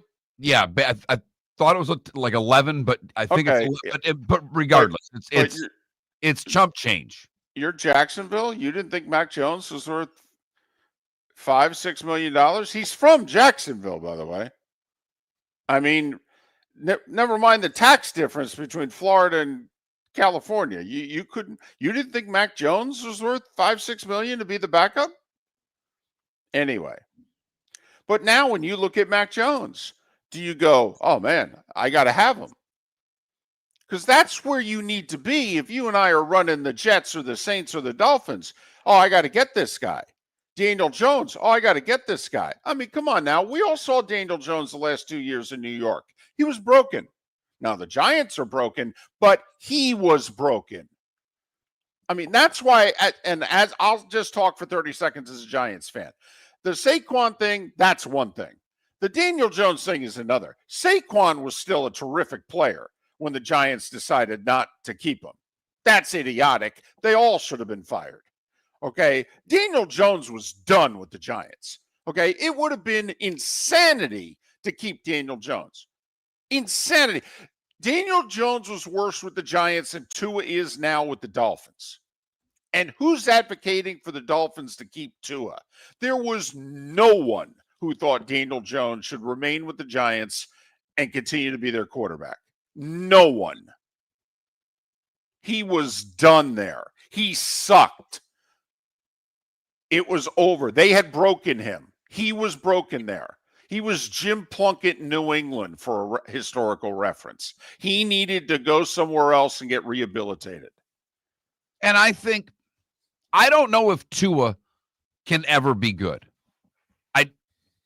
There's no zip on the ball. He can't throw deep. I mean, there are certain limitations he has, but he needs to go somewhere else and be rehabilitated. Definitely. When Tua gets cut, if I'm Tua's agent and somehow, some way, the Minnesota Vikings call and say, we want you to be our backup, I don't care what the contract is. I've already made all this money. I'm running there. But you know what I mean? There are certain, if I were Tua's people, I would be advising him when he gets cut by Miami to not worry about money for his job, to worry about where he's going and who's coaching him. Because we've seen quarterbacks get rehabilitated. You also picked a place with a couple of nice wide receivers. I mean, if you're looking, where can I go be a backup? Well, Cincinnati, Dallas, Minnesota, those places interest me. If the starter goes down, I got really good guys to throw to. By the way, J.J. McCarthy, and I didn't catch this right away, savage post on Instagram after beating the Lions. Something to the effect of, my kneecaps are fine. That's savage for a young quarterback. It really is. Could come back and bite him in the tuchus when they host Detroit on Christmas Day. Yep. But for the moment, that's a savage post. It really is. Not only that, he's remembered so fondly in Michigan for what he did in college. Okay? Why are you going after the Michigan pro team, son? Because they're a division rival, and we're trying to get past them. Yep. But you know what I'm asking here? Like Baker has shown that it's not just the Bucs. It's Baker. Hell, he's had 3 different offensive coordinators in the last 3 seasons. Okay, so it's not just Shane Steichen in Indianapolis, Kyle Shanahan with the Niners. I mean, Baker's proving he can do it no matter who the guys you bring in are. But think about where Baker was, and we know, you and I both know, and I think everybody now understands, Baker was injured in Cleveland when he was. But it looked like he had lost something. Yeah. Then he goes to Carolina. Then he goes, to L.A. And you give him credit in L.A. for playing. He was there for 2 days and basically was getting the plays called in his headset to go out and perform. But he didn't do anything. And won, by the way. Right. But he didn't. What he did in Carolina and L.A. isn't what Sam Darnold did in Minnesota last year. Isn't what Daniel Jones is doing in Indianapolis. Isn't what, to me, even Mac Jones has done in San Francisco. No. It wasn't until he came to Tampa. Hell, he was supposedly fighting for a starting job in Tampa. Well, none of us ever believed that. The legendary Kyle Trask, right? But Sam Darnold has proven it's Sam Darnold. It's not Kevin O'Connell, okay, who you and I think very highly of, okay? But, KOC may have helped Sam Darnold find his confidence again, may have helped rehabilitate him, but this is Sam Darnold. Baker has shown now, the Bucs, Sean McVay, and then the Bucs may have helped. But Baker's showing it's Baker. And that's what I think. There's a big decision an organization's going to make. Do we think that it's Steichen and Shanahan that are responsible for Jones and Jones? Or is it ultimately, no, I can take Daniel Jones away from Indianapolis. He's whole again. He's now going to play up to being the 6th pick of the draft. I can take Mac Jones. He's whole again. I can take him away from Kyle Shanahan, and he's going to play like the 15th overall pick of the draft. I mean, these aren't big decisions or anything. It's only the franchise and your future in the league. Right. As a GM, your job's on the line with this decision. Let me ask you, if you had to pick one, Mac or Daniel, you're the GM. Which one are you putting your job on the line for? It would depend on the city I'm in, because I just have a feeling that Daniel Jones is not big city quarterback guy. I would play it. Oh, man, I love All right. Daniel Jones. But Daniel Jones can't go back to New York. What other city can't he go to? Well, put it this way. Of the city, well, he can't, right. So it takes the Jets out of the equation. Takes the Jets out of play. I get it. So if but because of his mobility, I think I'd go Daniel Jones close over Mac Jones. I would go Daniel Jones. And Close. if I'm the Jets, I know he failed in New York once. But David, come on. Is there a city out there that likes a comeback story more than New York? Well, not only that, to have the Jets bring in the guy who failed with the Giants to help win with, and at the same time, you could shove it at the Giants. Now, the Giants have no interest in the Jets. The Jets are a pimple on the back of their life. The Jets, however, look at the Giants, and that's Big Brother. And they haven't been bigger than Big Brother since 1969. I don't know if Daniel Jones could handle New York take 2, but he even alluded to the fact in an interview he did recently that, it was tough. I mean, he admitted the fact that New York got to him. Yeah. He said something to there's a lot of reporters after every game. Yeah, there is. A lot of different outlets, not the same way at Indianapolis. I was going to say, New York to Indianapolis. My goodness, it must feel like being in a different country. Right. That's the difference between playing at North Dakota in the SEC. Right. So I would go Daniel Jones. I don't know if I would if I were the Jets. I would be tempted. I really would. But these are the questions that GMs have, because this quarterback class, it doesn't excite anyone. Not yet. Maybe they'll talk themselves into it, but not yet. Miller and Moulton. Couple of poll questions up at Miller_Moulton on X. One about basketball, one about the Jets and the Dolphins. But we will switch gears and talk the Tampa Bay Bucs with Roy Cummings. He's next. Miller and Moulton, MillerandMoulton.com. Your roof is your home's first line of defense. At Pelican Roofing of Florida, Ronnie John and their team bring years of experience to protect what matters most, your family and your business. From residential repairs to large-scale commercial roofing, we deliver honest work, fair pricing, and quality you can trust. An upgrade on your roof can lower your insurance costs. Don't wait for a leak to turn into a disaster. Call the experts at Pelican Roofing today. 1-866-9-PELICAN. That's 1-866-9-PELICAN. Online at pelicanroofingcompany.com. CCC 1332512. Let's talk the big differences between Floor Meisters and the big box store that sells flooring. Floor Meisters is family owned. They do flooring, not doors, nuts and bolts, or weed killer. They specialize in it. They know it. Floor Meisters backs their installer, so if there's ever an issue, good chance the boss, TJ, will come out and make it right.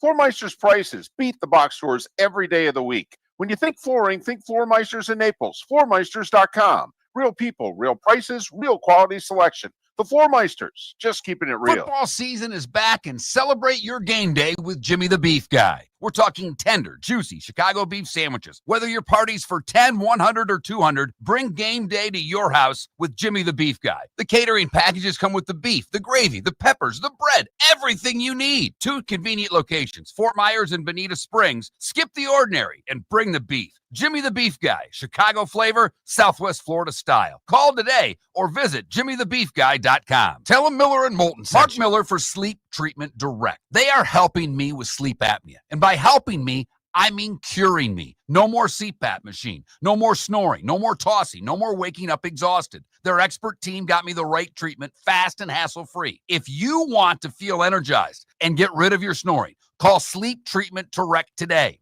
444-1741. That's 239-444-1741. Sleep Treatment Direct. Sleep safe and For sound. 22 years, we've been more than just a jewelry store. We're your neighbors at the Diamond District. From custom design and expert repairs to gold buying, appraisals, and spa treatments for your jewelry, we do it all right here in the store. Whether you're creating something new or bringing new life to a family heirloom, our team handles every piece with care, craft, and experience. 22 years of dedicated service only at the Diamond District.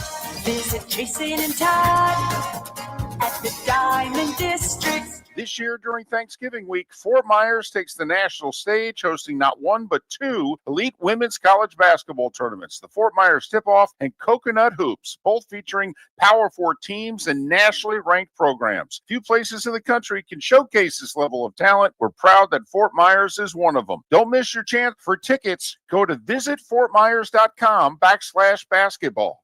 Lee County, building a better community through business, sports, and tourism. This is Miller and Moulton.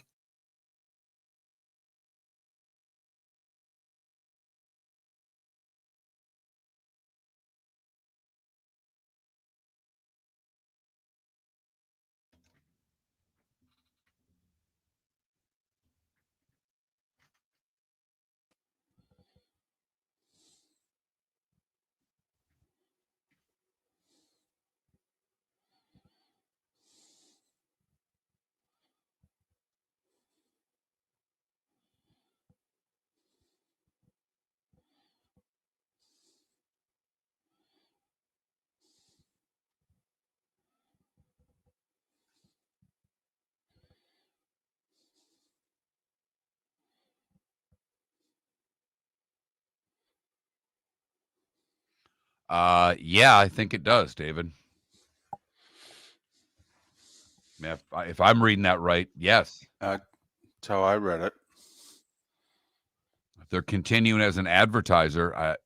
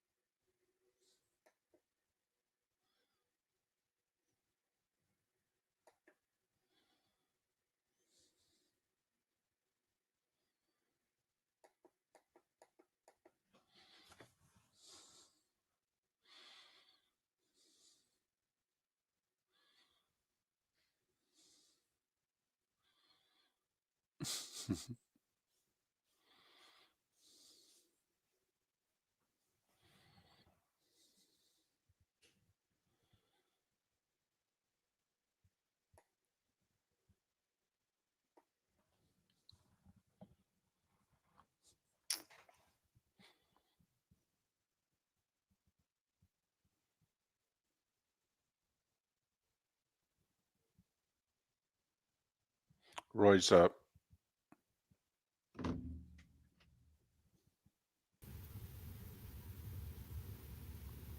Morning. Hello, Roy. Hi, guys. How we are doing? you? I'm good. Good. Your Blackhawks continue to play decent. Yeah. Won last night. They were up 4-0 and then gave up a couple of goals late. I thought Spencer Knight was going to get a shutout there for a second. Probably should have, but Let's not get greedy. exactly. Okay, yeah. Okay, you're right. Let's not get greedy. Indeed. All right. Which Florida team, if you had to pick one, will miss the playoffs? Wow.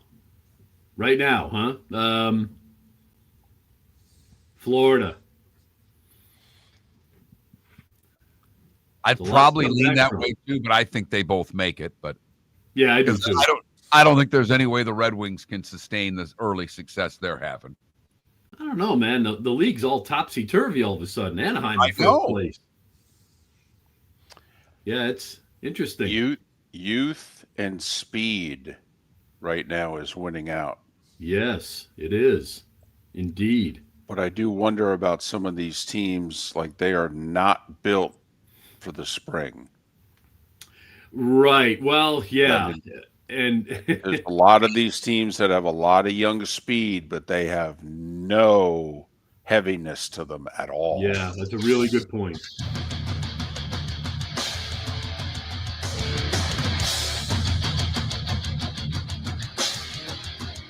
You're listening to Miller and Moulton, coming at you from the Floor Meister Studios. Floor Meisters, keeping it real. And now, here's Mark Miller and David Moulton. We are halfway home on this Thursday, at least in the 239, the 904 in Tampa, St. Pete. Final hour, Port Charlotte, Venice and surrounding areas, Live Oak, Lake City and surrounding areas. Miller and Moulton, millerandmoulton.com, Miller_Moulton on X. Joining us now on the American Paint Supplies hotline, your one-stop shop for all your coating needs. Roy Cummings covers the Bucs, Bay News 9, and for Miller and Moulton. You can follow him on X, R Cummings FHCN, R Cummings FHCN. So how was your bye week? Can't complain. Relaxing. Watched a little bit of football. Didn't pay too much attention, but watched what I had to watch. Watched a lot of hockey. Yeah, well, Okay. yeah, you like your Lightning, but you love your Blackhawks, and they're, Yeah, so they're looking good. yeah, both of And how them. about that are. World Series? Man, oh man, that was special. Quickly, so they added up Japan, Canada, and threw it in with the United States. The United States did 26 million for Game 7. Japan and Canada did 25 million. Yeah, So 51 million in those three countries watched Game 7. and they're not counting Venezuela, some of the other countries that players right. come from, Latin America. I mean, it's a global sport. It's become global. And obviously just an epic Game 7 Yeah. with plays in the ninth inning that could have dramatically changed who won or lost that series. And it was the Dodgers that end up with the crown. All right, Bucs and Patriots this week. Before we get to the game and some of the particulars, where are we from an injury status on some of the key Buck players? Irving, Godwin, are we going to see any of them this week or anytime soon? Yeah, Jason Light has been teasing the fans here that he's the general manager, obviously. Jason Light has been teasing that, saying that these guys are going to start to trickle back in. But, as of yesterday, Chris Godwin's still not practicing, Bucky Irving not practicing. So, I think we're still a couple of weeks away from seeing some of those guys. But I think there's some hope that maybe Luke Gedeke comes back sooner rather than later. Maybe they get Hassan Reddick back sooner rather than later. They're starting to get healthy, and I think that's why they probably went against our better wishes, which would be to have traded up for, maybe an offensive lineman, perhaps a pass rusher. I don't know if that a receiver would have been, worthy of a draft pick at this point, but certainly I think they could have used some offensive line help, defensive line help, but you know what? They passed on that opportunity, or maybe the opportunity really wasn't there. Hard to know which one it was, but at the end of the day, they stand pat. So we'll see how this goes. Kind of reminds me of if you watch the old, what was it? Not the Match Game. What the heck? Hollywood Squares. When Charlie Weaver was sitting there and you needed him to block the other person from winning, the host would always say, "Well, this may work out." So that's kind of how I feel about the Bucs and standing pat during the bye week. This may work out. Well, I think when whole, Tampa's better than New England. But Tampa, as we've just stated, is not whole. New England's pretty close to whole. And I don't know if on Sunday, if Tampa's roster is better than New England's roster. Is that fair? It is fair, and partially because, but you have to keep in mind, we don't know what the roster is going to look like come Sunday. I think it may look drastically different than we think it's going to look right now, because we don't know. I think somebody's coming back from injury who, I don't know, that we're not expecting, but somebody's going to come back to give them a boost, I think. I think that will happen. And if it doesn't happen this week, it'll probably happen next week, and it'll be as like Jason Light said, a trickle of these guys coming back.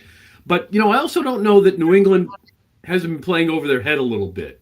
And this is I think New England looks at this game and says, okay, this is a real test for Drake May and really the whole New England, enterprise and how they've been playing. They've been playing well, but, maybe they've been, fortunate too. So let's see what they're really about. It's a really tough game to gauge because you don't know what the Bucs are going to look like. We don't really know how good the Patriots are. Young quarterback, second year. I mean, that's the kind of stuff that a defense like the Bucs should feast on, no matter who's in the lineup with the blitzes. So let's see how it goes. The good news is the Bucs have 15 sacks in the last 3 games by 11 different players, guys. That's a stat that makes your eyes open up a little bit and say, hey, okay, maybe this team is capable after all defensively. It's been the defense that's carried them the last 2-3 weeks.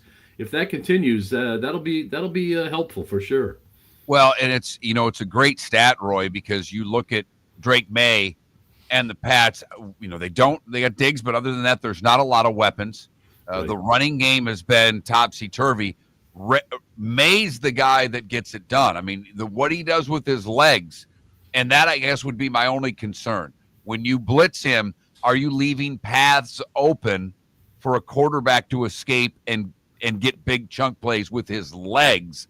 And should that be a concern of the Bucs this week? Well, it has to be, because you've got to contain him, and you've got to just make sure that you're in your gaps and everybody's, playing disciplined football. The safeties and the cornerbacks have to come down and fill in and make the plays there in those cases. So, they just have to be disciplined in doing it, and I think they're capable of that. Look, Drake May's not the first guy that they've seen who can run around and, cause trouble for him. So, maybe that limits the number of blitzes, but at the end of the day, it's become such a great weapon for them, at least over the last couple of weeks. It seems like they found a rhythm there, and I think that's, something they're probably going to continue to try to ride. It's a wave they're going to continue to try to ride, and it makes sense because, I mean, that's who they are. Maybe it took them a few weeks to kind of find their identity defensively, but it seems like they found it. And I think to me, another big thing is they got to continue to, play to their identity offensively, which is balanced with the running game. Make sure you run the ball a little bit, whether Bucky Irving's there or not. Well, they're not running the ball well enough. I mean, they're kind of skating by here. Now, there's legitimate reasons. Their top running back, offensive linemen are hurt. Without the elite receivers, guys can put more people in the box. There's legit reasons why. But, right now you get the sense that if Tampa Bay had to close out a game, the proverbial 4-minute drill, okay, and usually you run for 2 first downs and you kill the game, they'd have to throw for it. They can't run out the clock anymore. And I got to think that Baker's going to have to beat the Patriots, because I can't imagine that Vrabel's going to let the Bucs running game get untracked this week. Yeah, I think you're right. I think a lot is on Baker Mayfield yet again. But again, you hope that the defense has come around that can maybe steal a possession for him. Give him some short fields. That would be nice. That'd be helpful. The other thing I think has to happen here is Josh Grizzard has got to get a little bit deeper into that playbook, guys. I think he's got to start to, run through some pages here that he hasn't looked at. The 2 weeks off, maybe that'll give him some time to, kind of find some things that he likes or can do a little bit better to get the running game going. They seem a little predictable right now running the ball. It's there's not a whole lot of imagination there with the run plays, and I think that's something that could help them a little bit. And you know what? Don't be afraid to lean on Sean Tucker a little bit more. Throw him out there a little bit more often and see what he can do for you. I'm not knocking what Rachaad White's done. I think he's done a fine job, to be honest, given the plays he's been asked to run. But at the end of the day, there's other ways to in essence, run the ball. Screen passes can do that. Flips can do it. There are other ways to get the ball into the hands of the playmakers in the backfield, and those guys in open space, they're pretty good. Rachaad White especially, we know that. So find ways to get those guys in space. That'll keep those drives alive. You actually answered the next question I was going to ask, because to me, Rachaad White in the screen game has to be a part of it. New England is the best team in the league against the rush. So to David's point, I don't think Vrabel's going to give the runs away. But Baker had been doing a lot with his legs.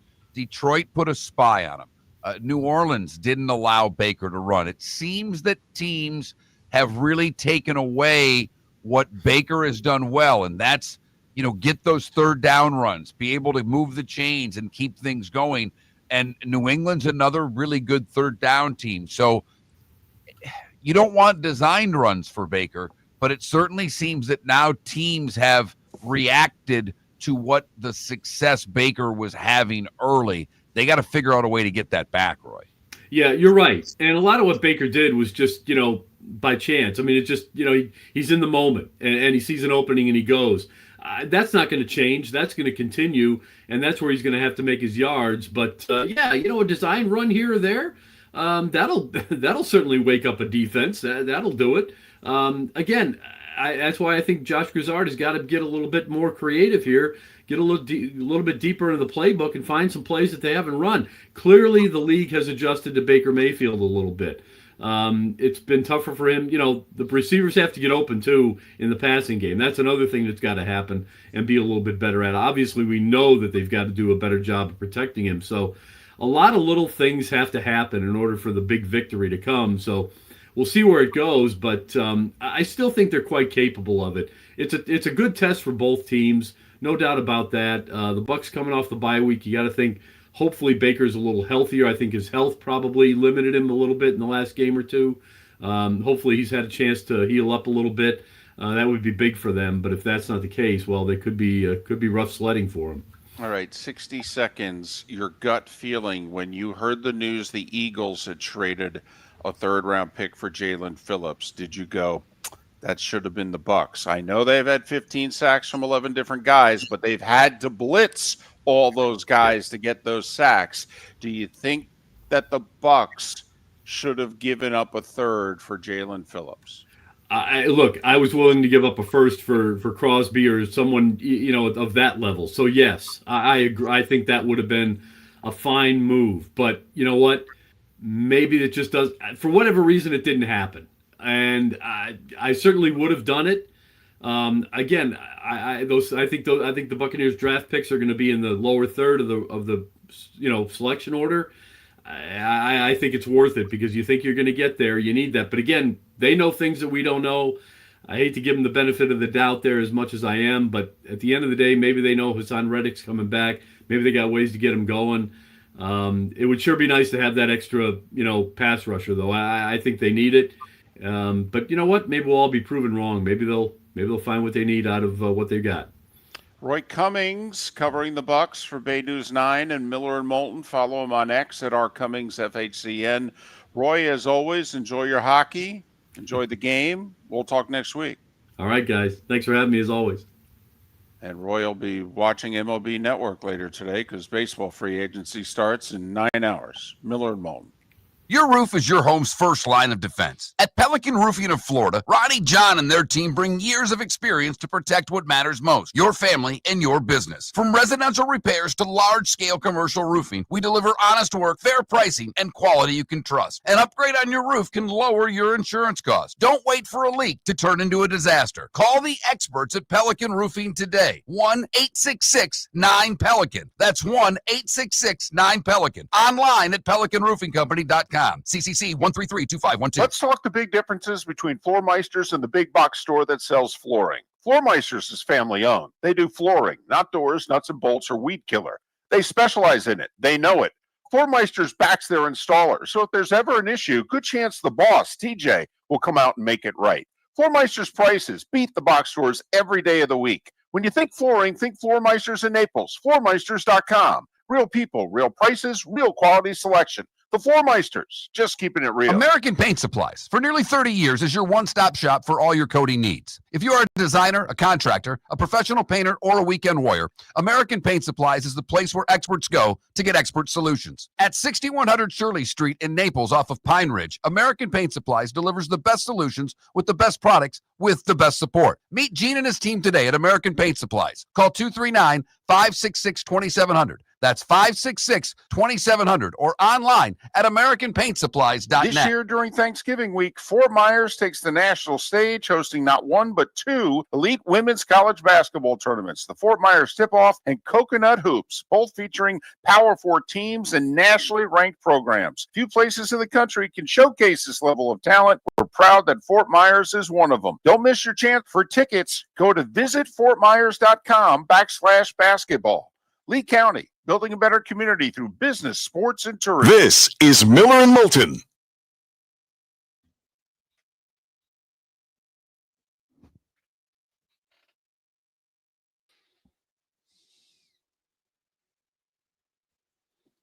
Big 3 games for the Bucs before Thanksgiving.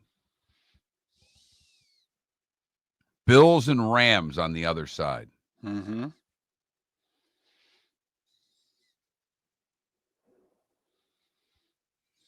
Puck, you're right. And look at their schedule the rest of the way. If they even lose the games that you think are against quote-unquote good teams, they're going to win 12 games.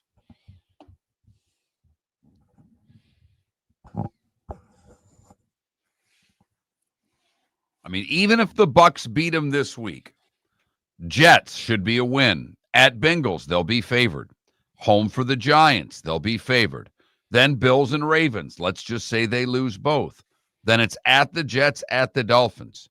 Now, there's 5 more wins on that schedule without beating anybody good.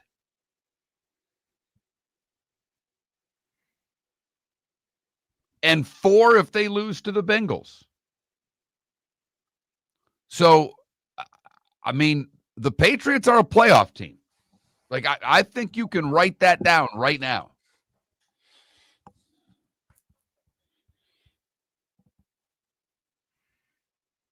Even if they don't win the division, they're a wild card team.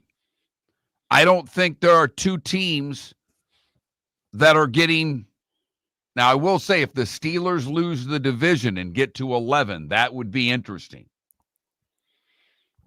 Because the Steelers beat them. Remember, the Patriots had all those turnovers and gave that game away.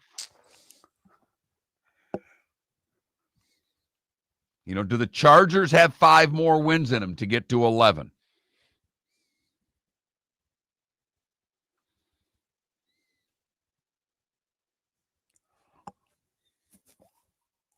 I mean, the Chargers got the Steelers this week.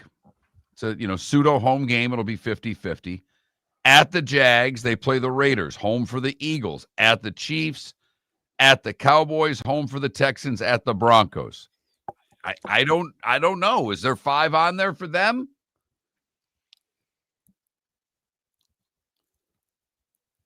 Who, for the Chargers? Yeah. Are you sure they'll need 5? I'm just trying to get teams to 11. That's all I'm saying. If the Patriots were to somehow get bounced, And I don't think they will. If the Chargers beat the Jags, I think they'll only have to get to 10. Fair enough.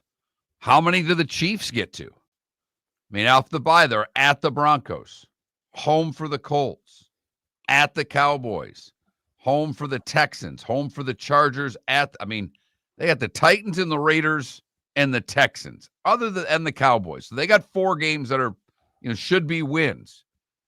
But that means they've got some, they got the Broncos twice. Let's say they split. That's 5. That gets them to 10. Yep. One thing I will say about the Cowboys game, I think the Chiefs' final month, they may sweep it because I think they get 3 of their last 4 at home. But the next 3 after the bye, Denver, Indy, and even the Cowboys games, the short week, they're playing them Thanksgiving in Dallas. Right.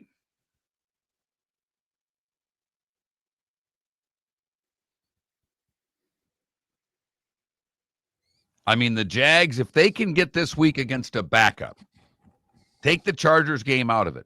I mean, they're both road games, at the Cardinals, at the Titans. Home for the Jets, home for the Titans. I mean, see, here's, to me, the interesting thing about the Chiefs is, say they split with Denver. That's 5 losses. That means now the rest of their games, they've got 6 games left. How many can they lose? Probably only 1 to be assured, because remember, they lose the tiebreaker to the Jags. I mean, the Broncos, they're going to win tonight. They should win at Washington. They should sweep the Raiders. That's 3. They host the Jags. That's 4. The rest of the games, we'll see. That's 11. No, I know. Right.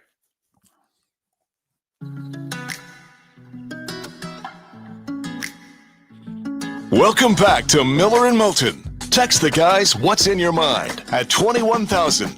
That's 21000. And now, here's David Moulton. 21 minutes past the hour. JP Shadrick to join us to talk Jags at the top of the hour.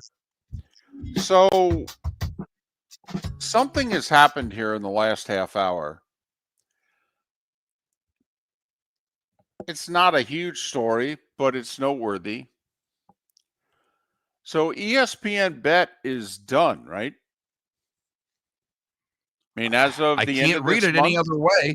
As of the end of this month, I guess ESPN Bet, which only has 3% of the marketplace, but they gave it a shot for 3 years. They got into bed with that Penn company, and they were trying to get 10+% of the market.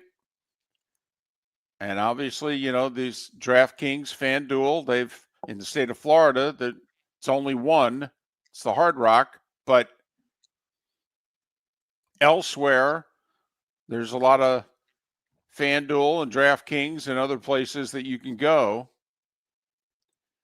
And they just had too big of a head start, Mark. Even the power of the 4 letters. And I know there's a lot of people down on the 4 letters. It's a pretty powerful brand, though. For as much as you hate it, you sure do watch it a lot. And yeah, I think they went from 1.5% to 3% after 3 years of marketing the out of it. So, according to Front Office Sports, Penn Entertainment and ESPN agree to an early termination of U.S. online sports betting agreement. All outstanding payments to ESPN will cease in the fourth quarter of 2025. Penn will continue to be an ESPN advertising client. So, yeah, I would think that that's the end of ESPN Bet. Effective at the end of the month. Don't know how many of you have ever used it. Obviously, if you're in this state of Florida, you can't. And only 3% nationally. Still, 3% of billions and billions of dollars is still a decent amount of money. But I think this Penn company was paying ESPN $150 million a month for the naming rights. Could be wrong. I thought I read that. Maybe it's $150 million a year. But so my guess is that ESPN is now looking at FanDuel and DraftKings going, so which one of you guys wants to own our network and our family of networks? We'll take your money. That's what I look at. I mean, those that think that ESPN's going to quit talking about gambling, you're crazy. There's too much money in it. But now that Penn didn't make the money they thought they were going to make from ESPN, and they're ending this agreement, FanDuel and DraftKings are going to be knocking on ESPN's door to begin advertising there. And I guess those in the industry believe that ESPN will be tied to DraftKings. I don't know if there's already a tie or business connection or what have you, but that will be the place that they will probably lean. Okay. It's not an issue in the state of Florida, unfortunately. So ESPN bet, like Barstool bet, didn't work. Nope. Barstool bet worked really well for one David Portnoy. Yes, it did. By the way, this whole Fox Portnoy thing, like I have no idea if people are watching the Barstool show in the morning because when it's on, we're on. But this Portnoy thing on Big Noon is not getting good feedback. It is getting the type of feedback in which people are saying, listen, I like Portnoy, but it's not working here. What he brings to the table was not needed on this show. And I know, for what it's worth, the people in the industry felt that Fox was trying to copy ESPN and that they thought Portnoy would be their McAfee. The difference is, and I like Portnoy. I'm one of the people out there, I have the utmost respect for what he's done. I get that he rubs people the wrong way. Portnoy is, I think, better suited for their morning shows where you're covering a lot of topics not in depth. McAfee knows college football well. He can talk about any team. He is obviously, he studies it. He knows what he's talking about. He knows the players, the coaches, the teams, etc. I don't know how well Portnoy knows everything there is to know about college football. I've not watched either of the pregame shows much this year at all. I really haven't. I have turned on because I like to go get my workout in. It's really a tough workout, gang. But after our show, I'll go right from here to the gym. And I've thrown on the FS1 show from time to time. They have a segment with on Pro Football with Gruden and Greg Olson. It's decent with Portnoy intermediate, and he, works between different topics and guests and brings on experts. I think that goes pretty well. But I've not watched a second of Fox pregame this year. Not a second. I've watched an hour or two of game day that's not the last 15 minutes. I mean, I do think if I turn it on and see whatever, I don't like these kids kicking and making it. It was a lot more fun when they were shanking them. Got to be honest with you. I like them getting mocked. But I think the kicking thing's a cute little segment, and the picks is just what they do. That's who they are. So I don't know what you're watching as a fan, if at all. You can always text us. 21,000's the number. Pelican Roofing of Florida text line, 21,000, keyword Miller, if you've not texted the show before. By the way, FanDuel has 37% of the market. DraftKings, 27% of the market. BetMGM has 12% of the market. Caesars Sportsbook is next. I don't have a percentage on what I was able to pull up quickly.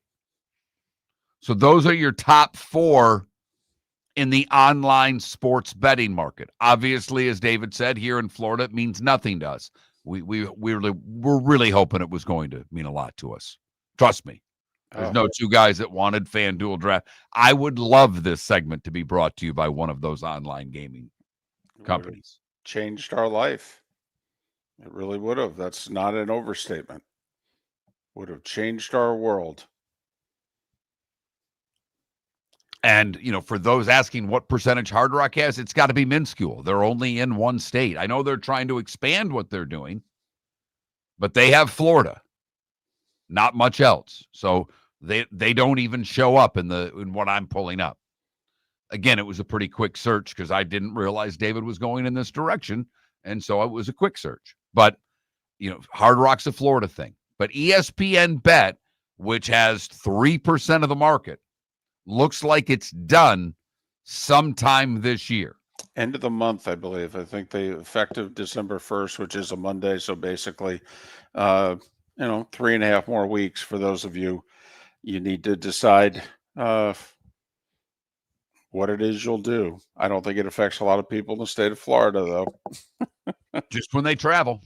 Right. By the way, have you when you travel and go to a state that you can bet, have you downloaded any of the betting sites and taken advantage of some of the deals and, put some of your hard-earned money on whoever UMass is playing? No. I just take note of which places have casinos nearby. But no. Nope. Pretty conservative with my online gambling. You miss the guy. The end of the day, you really just miss the guy. Yep. Now, if we had widespread online gambling in Florida, I don't think I'd be conservative. Miller and Moulton. I resent conservative because our betting record is awful. Absolutely awful. Yep. Got to be able to afford to lose. If we weren't conservative, we'd be broke. Think we only fix windows? Think again. Your local Glass Doctor Home and Business does so much more to upgrade your home. We custom build stunning shower and bath enclosures, install sleek glass doors and windows, and can bring fresh life to foggy or cracked panes. Need a glass tabletop or a statement mirror? Yep, we do that too. If it's glass and it's in your home, we're the team to call. Call the Glass Doctor, we fix your pains. Oh, yeah. Mark Miller for Sleep Treatment Direct. They are helping me with sleep apnea. And by helping me, I mean curing me. No more CPAP machine. No more snoring. No more tossing. No more waking up exhausted. Their expert team got me the right treatment, fast and hassle-free. If you want to feel energized and get rid of your snoring, call Sleep Treatment Direct today. 444-1741. That's 239-444-1741. Sleep Treatment Direct. Sleep safe and sound. Let's talk the big differences between Floormeisters and the big box store that sells flooring. Floormeisters is family owned. They do flooring, not doors, nuts and bolts, or weed killer. They specialize in it. They know it. Floormeisters backs their installer. So if there's ever an issue, good chance the boss, TJ, will come out and make it right.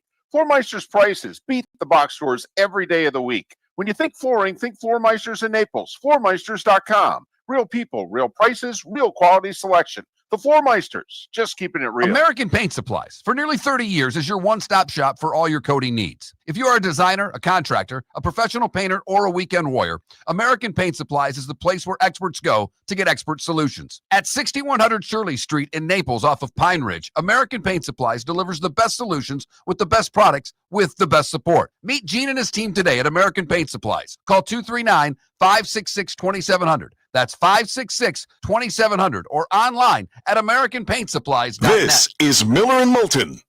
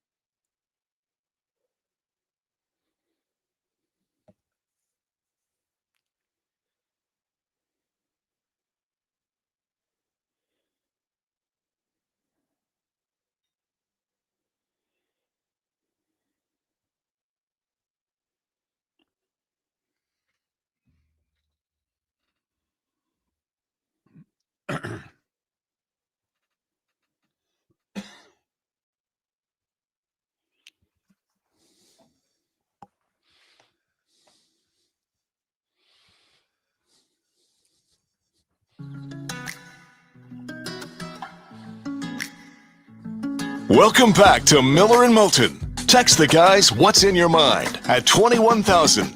That's 21000. And now, here's David Moulton. 22 minutes until JP Shadrick will join us, at least in Jacksonville, Tampa, St. Pete, and Fort Myers, Naples. Final segment of the show in Port Charlotte, Venice, and Live Oak and Lake City. By the way, another breaking news story.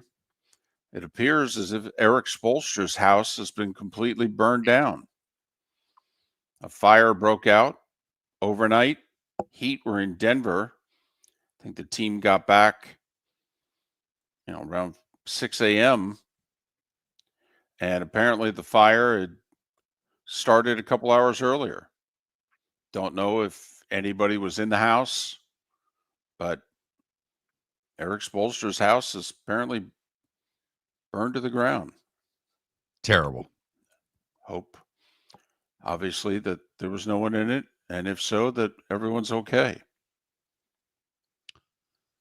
Hard to transition from that, but I'll do my best.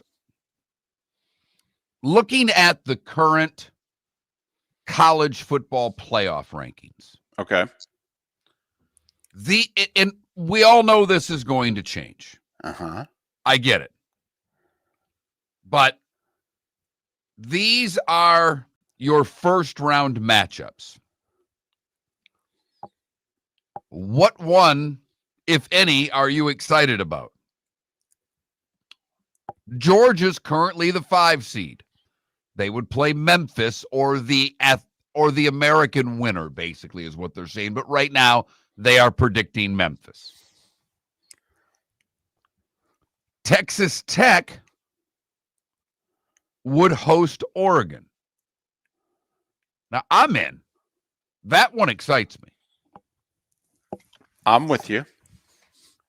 Ole Miss would host Virginia. Right now, currently the ACC team that they have winning the conference.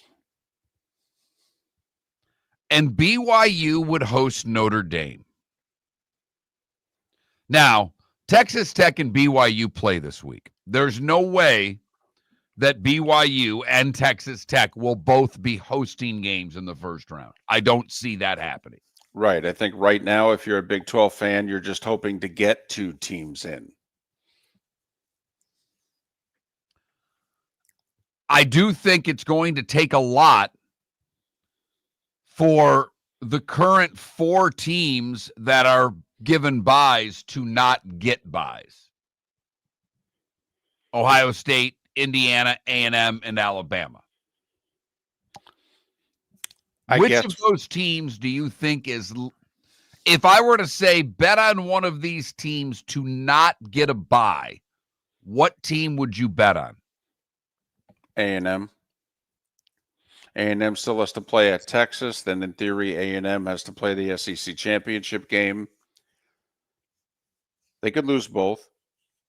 And then I think that would cost them a bye. I think they'd be a 5 or a 6 seed and they'd get a home game, but I think it would cost them a bye.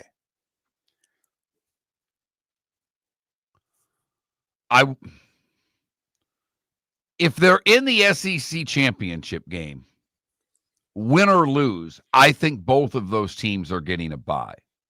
Okay. I don't see Georgia would be an interesting case. Right. Because if Georgia were to run the table and not get in the SEC championship, that means they will have beaten Texas and they will have beaten Georgia Tech.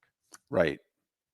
And since A&M lost to Texas, and then also in theory, A&M would have 2 losses, only because they played the extra game. So you just asked me, since Bama's already beaten Georgia, I think even if Bama was 11-2 and Georgia was 11-1, they would give Bama the bye because of head-to-head.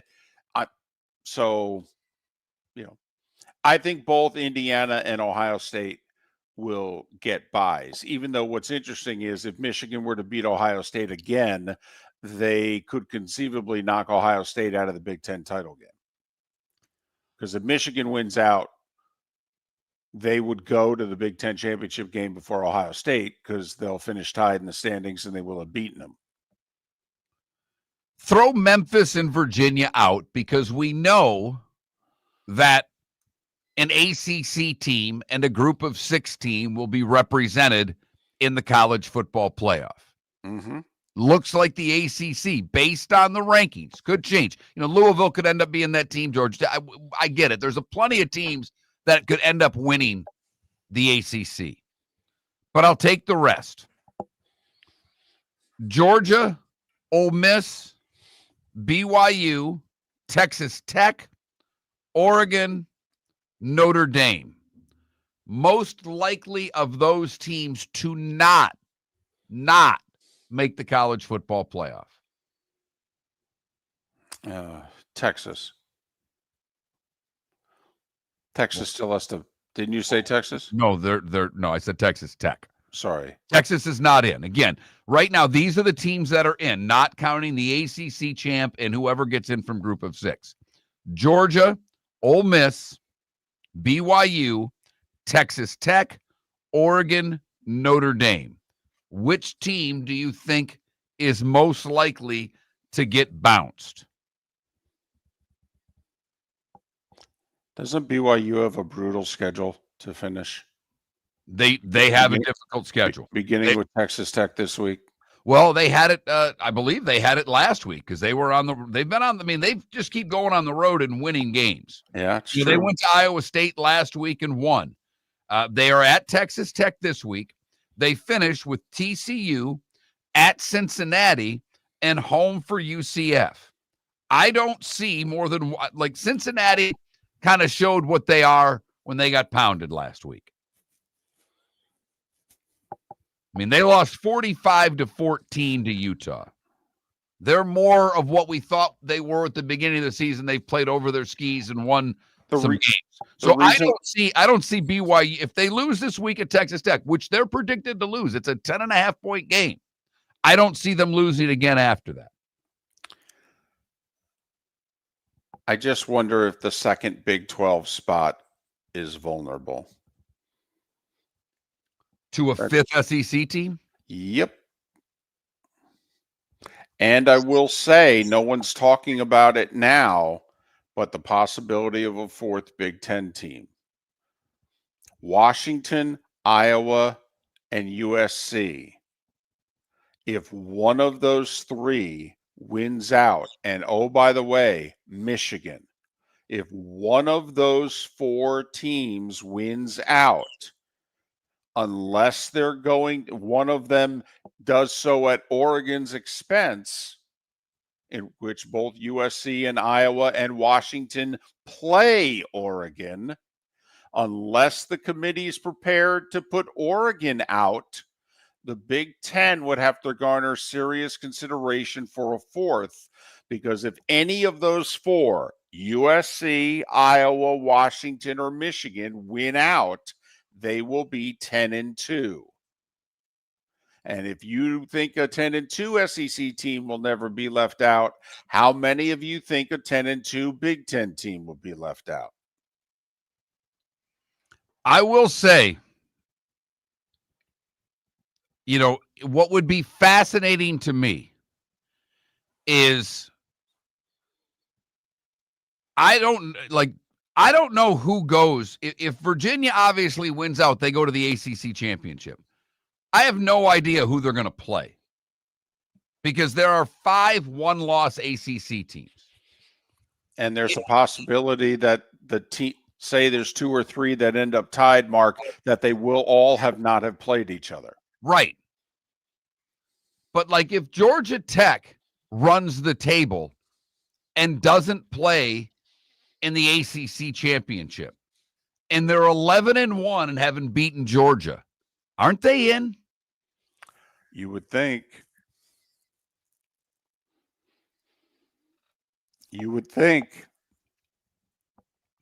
Not only 11. I don't see like Miami. I think they have a case because they've beaten Notre Dame, and I understand where Canes fans really upset right now. But I'm not sure beating Pitt on the road because they don't really have any other difficult games. Now, if Pitt could do their job, and I know Pitt lost to West Virginia earlier this year, But if Pitt runs the table to Miami, that certainly helps. You're talking about Georgia Tech going 11-1. I don't see how an 11-1 Georgia Tech, having beaten Georgia in Mercedes-Benz Stadium late in the season, doesn't get a playoff spot. I mean, unless Georgia loses to both Texas and Georgia Tech back to back, it's the only way we all think Georgia would miss the playoff. I mean, imagine if Georgia beats Texas and then 2 weeks later loses to Georgia Tech, and 11-1 Georgia Tech's going to be kept out of the playoff? Seriously? That's okay. How about 11-1 Louisville? This could be Indiana all over again. Okay, remember, Indiana's big win last year was Michigan. Louisville's big win this year was at Miami. Louisville's 7-1. They got 3 home games left against Cal, Clemson, and Kentucky. Remember, Clemson's 3-5. They have a road game before Thanksgiving at SMU. Mark, Georgia Tech and Louisville can both post 11-1. Georgia Tech will have beaten Georgia, essentially on a neutral field. The Miami loss crushed the ACC. Did it? Crushed the ACC. Well, in Virginia, their loss is to NC State. Guess what, folks? Yes, Dryers, Cleveland. I can't believe I went folks, but that was not a conference game. No. That was a non-conference game. So they're undefeated in conference. They have a squeaker win against Washington State. They have a squeaker win against North Carolina. But they finish with a home game against Wake Forest. They go to Duke. Duke's for real. I mean, Duke's a solid football team. Duke could end up in the ACC title game. Yes, and Virginia Tech. And if they win all 3, and they're a one-loss team going to the ACC title game and lose, I don't think they get in. I don't either. Although isn't that Louisville's only loss? Yes, that's Louisville's only loss. Is to Virginia, right? Right. Yeah, in overtime. Like Georgia, and I don't know, I don't know the tiebreakers. I apologize. If Georgia Tech runs the table and doesn't get into the ACC title game, I think they're in because they will have beaten Georgia. Yeah. If Georgia Tech runs the table, goes to the ACC title game at 11-1 and loses, would they get in? SMU did last year. I know, but they got pounded. Yeah, but Georgia Tech will have beaten Georgia. SMU didn't have a win like that on their schedule last year. They didn't. I mean, you can't make room for an extra SEC team when one of the playoff SEC teams just got beat by the team you're trying to keep out, right? I think you're right.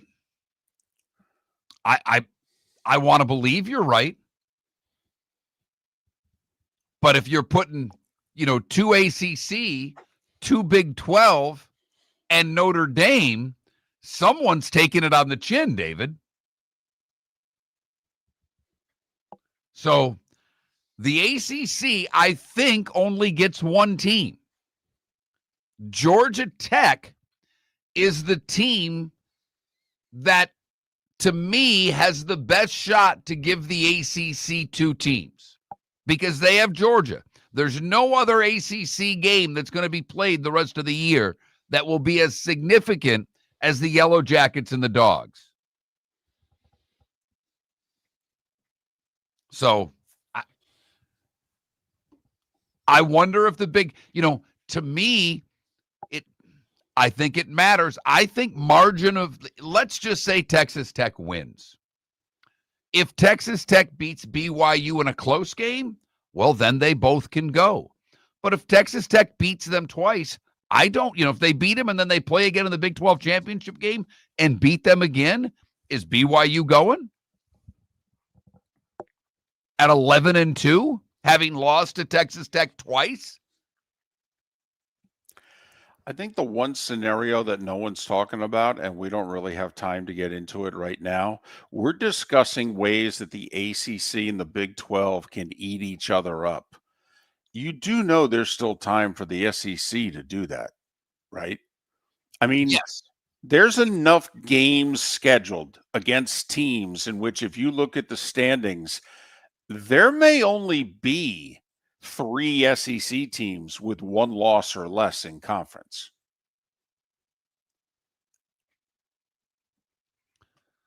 Miller and Moulton.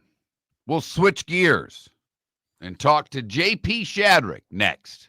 The Cape Coral Police Department is growing, and they want you to be a part of it. They're hiring new officers. Starting pay is between $74,000 and $90,000, depending on your experience. And with a $10,000 hiring bonus, you could be making $100,000. Enjoy paid holidays, off-duty details, plenty of OT opportunities. They're also hiring dispatchers and professional staff. So go to capecops.com. capecops.com. Be brave, be best. Be Cape. For over 50 years, the Nolan family has been dedicated to protecting local families. Nolan Family Insurance is a second-generation independent agency that specializes in home, flood, auto, and boat insurance. They take the time needed to explain your coverage options and answer your questions so you can make an informed decision that's right for you. If you're looking for an agency that treats you like family, call 941-639-1122 or go to nolanagency.com. That's 941-639-1122 or nolanagency.com.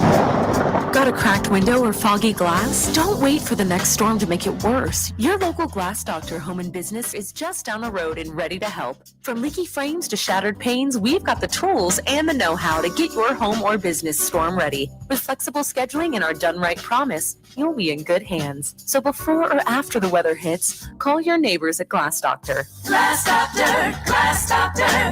Call the Glass Doctor, we fix your pains. Oh yeah! Your roof is your home's first line of defense. At Pelican Roofing of Florida, Ronnie John and their team bring years of experience to protect what matters most, your family and your business. From residential repairs to large-scale commercial roofing, we deliver honest work, fair pricing, and quality you can trust. An upgrade on your roof can lower your insurance costs. Don't wait for a leak to turn into a disaster. Call the experts at Pelican Roofing today. 1-866-9-PELICAN. That's 1-866-9-PELICAN. Online at pelicanroofingcompany.com. CCC 13325. It's the event everyone will be talking about when college basketball's biggest names take the court in Fort Myers. The Michigan State Spartans and the North Carolina Tar Heels headline the 2025 Skechers Fort Myers Tip-Off. Witness the excitement live and in person this Thanksgiving week at Suncoast Arena. The stage is set. Will you be there? Lock in your spot now at FortMyersTipoff.com/go. That's FortMyersTipoff.com/go. See you Thanksgiving week at Suncoast Arena. American Paint Supplies, for nearly 30 years, is your one-stop shop for all your coating needs. If you are a designer, a contractor, a professional painter, or a weekend warrior, American Paint Supplies is the place where experts go to get expert solutions. At 6100 Shirley Street in Naples off of Pine Ridge, American Paint Supplies delivers the best solutions with the best products with the best support. Meet Gene and his team today at American Paint Supplies. Call 239-566-2700. That's 566-2700 or online at AmericanPaintSupplies.net. This is Miller and Moulton.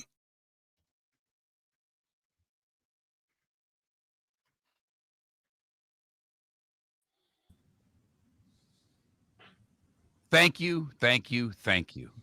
You're a good man, Charlie Brown. That's an awesome shirt. Around St. Augustine Friday night while I was taking in a little. Went to the. My son came down. We went to the cocktail party. Oh, fun! Nice. Yeah, and we were staying closer to St. Augustine, so I went there Friday night. Caught an unbelievable cover band, JP. We just heard music and stumbled into this little bar.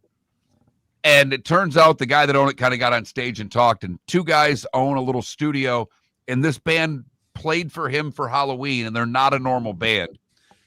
They covered Going to California by Zeppelin. I've been seeing live bands at bars since I was 18, 19. I don't think I've ever seen a band do Going to California by Zeppelin. Wow. And they did a bunch of Southern rock. They were very good. Wow. So it was fun night out in your part of the world. You're not the first or the last to stumble around St. Augustine and go into a bar where there's live music playing. That's St. Augustine experience right there. That's what that is. It's all good, man. I'm glad you like the shirt. It's awesome. Thank you so much. Yeah, I do. Hi, Dave. Hey, JP. How you doing? I'm okay. I'm a little tired today. Yeah. But okay. I thought I caught up Tuesday night, but I guess not. The whole So Tuesday. did you drive back from Knoxville? I'm guessing you drove to Knoxville, or no, you flew? The game was over at 11:30, I think, something like that, 11:15. We had to wait in the parking lot for traffic, so I got to the hotel at 1, but then we got the time change, which helped, so we added an hour. Okay. And then I had the 5:44 a.m. flight out of Knoxville, and I was back at home at 10:30, and I was in the office at noon because I was on the air at 2 for pregame. Because the Jags were out west. They were in Vegas. Right. Did you have to did you have to do Knoxville, Atlanta, Jacksonville? Yes.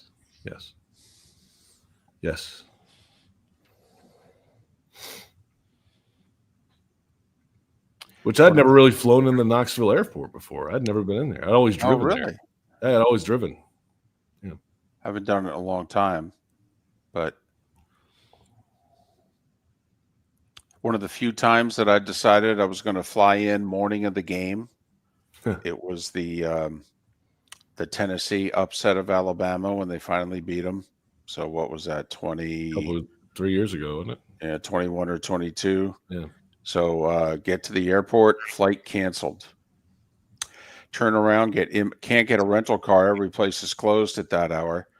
Just got in my car and headed north.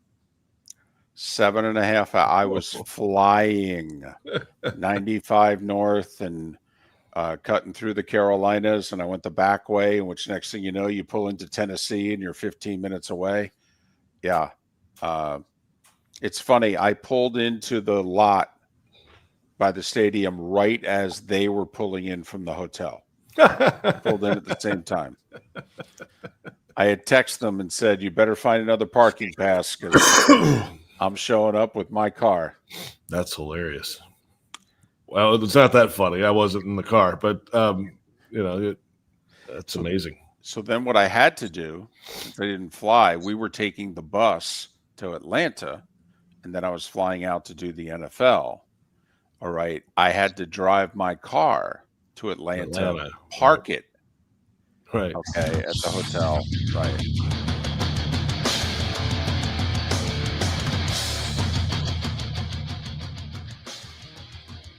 You're listening to Miller and Moulton, coming at you from the Floor Meister Studios. Floor Meisters, keeping it real. And now, here's Mark Miller and David Moulton. It is the bonus hour on this Thursday, the Diamond District bonus hour in Jacksonville, Tampa, St. Pete, and, of course, Fort Myers, Naples. Miller and Moulton, millerandmoulton.com, Miller_Moulton on X. The well-traveled JP Shadrick joining us, fresh off of not only the Jags win in Vegas, as he is part of the Jags Radio Network, but the night before, he did Oklahoma's small upset, but significant upset in Knoxville against the Vols. JP, Westwood One, Touchdown Radio Network, and the Jags Radio Network. Follow him on X at JP Shadrick. Can we just start there, by the way? That was a big road win for Oklahoma, and they were getting first quarter or so.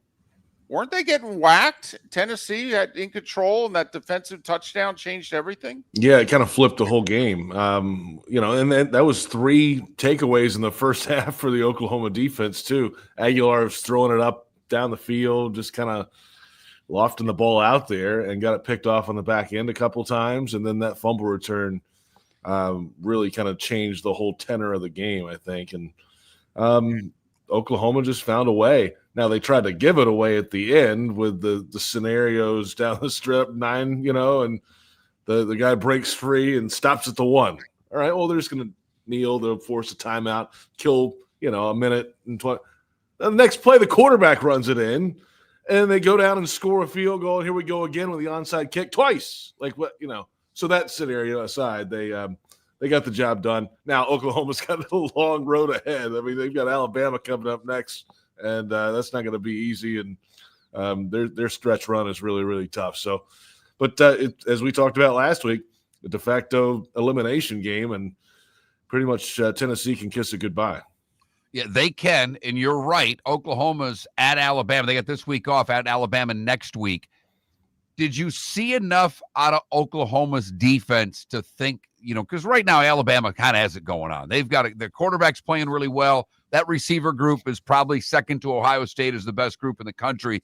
Do they have enough defensively, in your estimation, to slow down your beloved Crimson Tide? Well, my beloved. Okay, easy there, Mark. He graduated from there, for crying out loud. 20 years ago, man. They haven't sent me a ring yet. You believe that? So, they just keep sending me bills. Is that all it takes, though? Do they become beloved if they send some hardware? I mean, yeah, that doesn't take much. I mean, easy to please. I think the Oklahoma defensive line is really good. I think they're really stout. Now, they brought some pressures on that sack fumble. That was a blitz and just an unblocked. They didn't account for the guy, and he ran free and got in there. Those guys can play.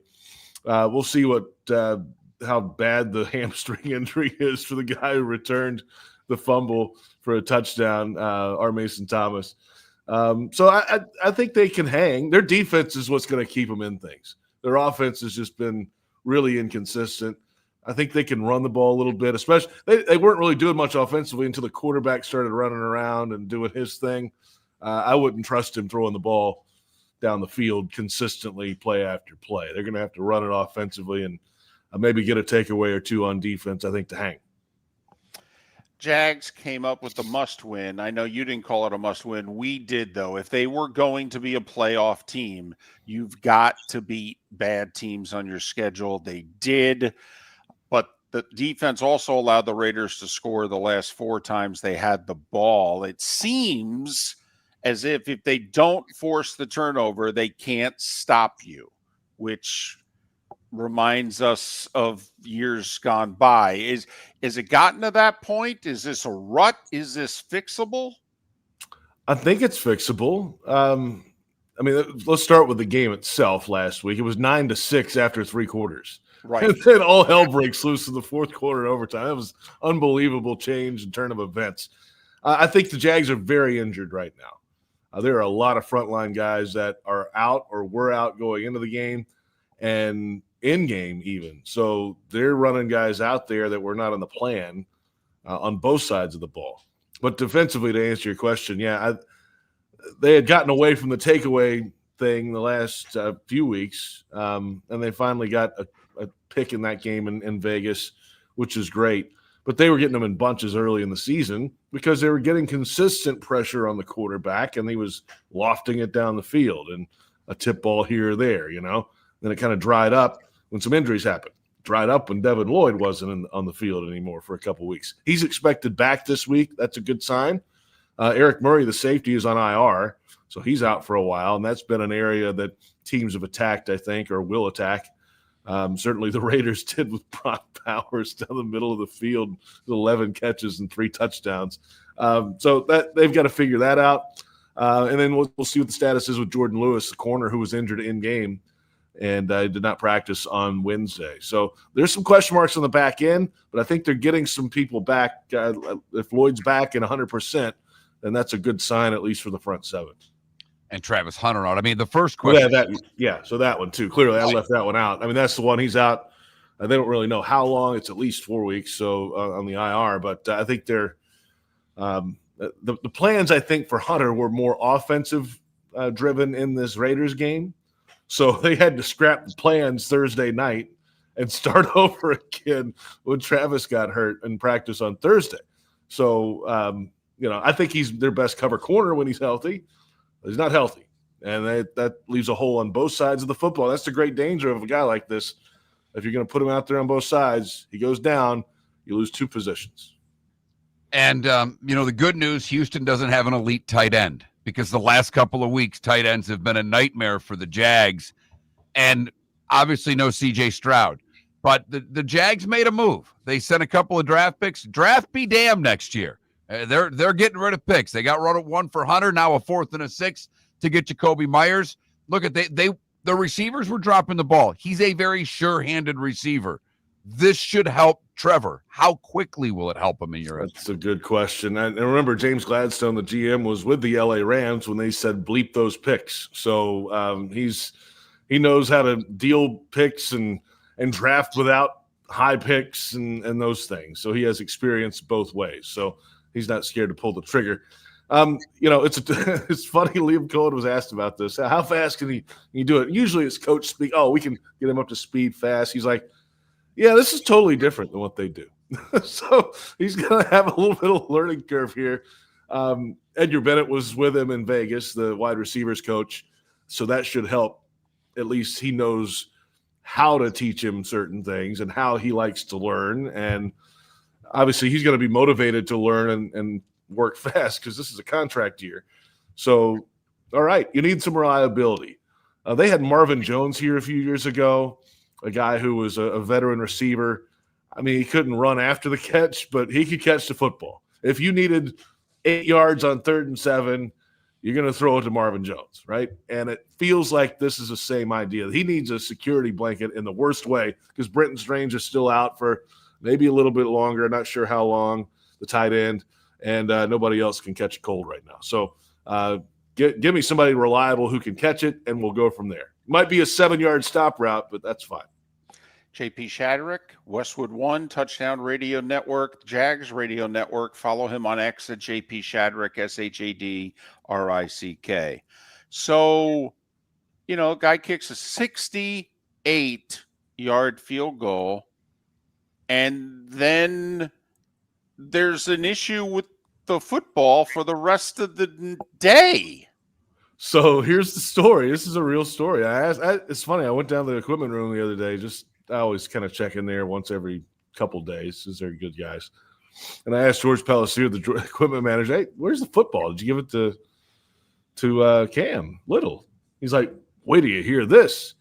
So the football, they can have 3 footballs that they can use, right, on game day. So he makes the 68-yarder on his first placement of the day. He uses a different ball on kickoffs, right? So he makes the 68-yarder, all-time record, NFL record. And their equipment staff's like, hey, we need to take this and we'll put it off to the side. He's like, no, that's the best ball we have. I haven't made kicks. He's missed 4 kicks this year. Like, I need to make some kicks. So we're using the ball the rest of the game. Okay, fine. So later there's an extra point or something, and it goes over the net into the stands. So some fan has it. I'm going to guess probably had a few cocktails. Raider fan has it and doesn't want to give it back. Not knowing it's the football. How would you know? Nobody would know that. So our security team goes up there, the Raiders people, they trade a football. This guy just wanted a football. Okay, here, have this Trevor Lawrence ball, right? And they get the football back, keep playing with it. And then he kicks it into the stands again, a second time. Another fan has it. They get it back. He uses it the rest of the game. And then the equipment staff gave it to him after the game. So he has the football. He's not going to send it to Canton, I don't think. He's going to send it to Jersey instead. And I think technically I asked him yesterday, hey, could you use the ball again? He said, yeah, we can use footballs in 3 games. So I don't think he's going to use this one, though. This one's going in the trophy case at home. But it was very close to having it, run out of Allegiant Stadium in Vegas.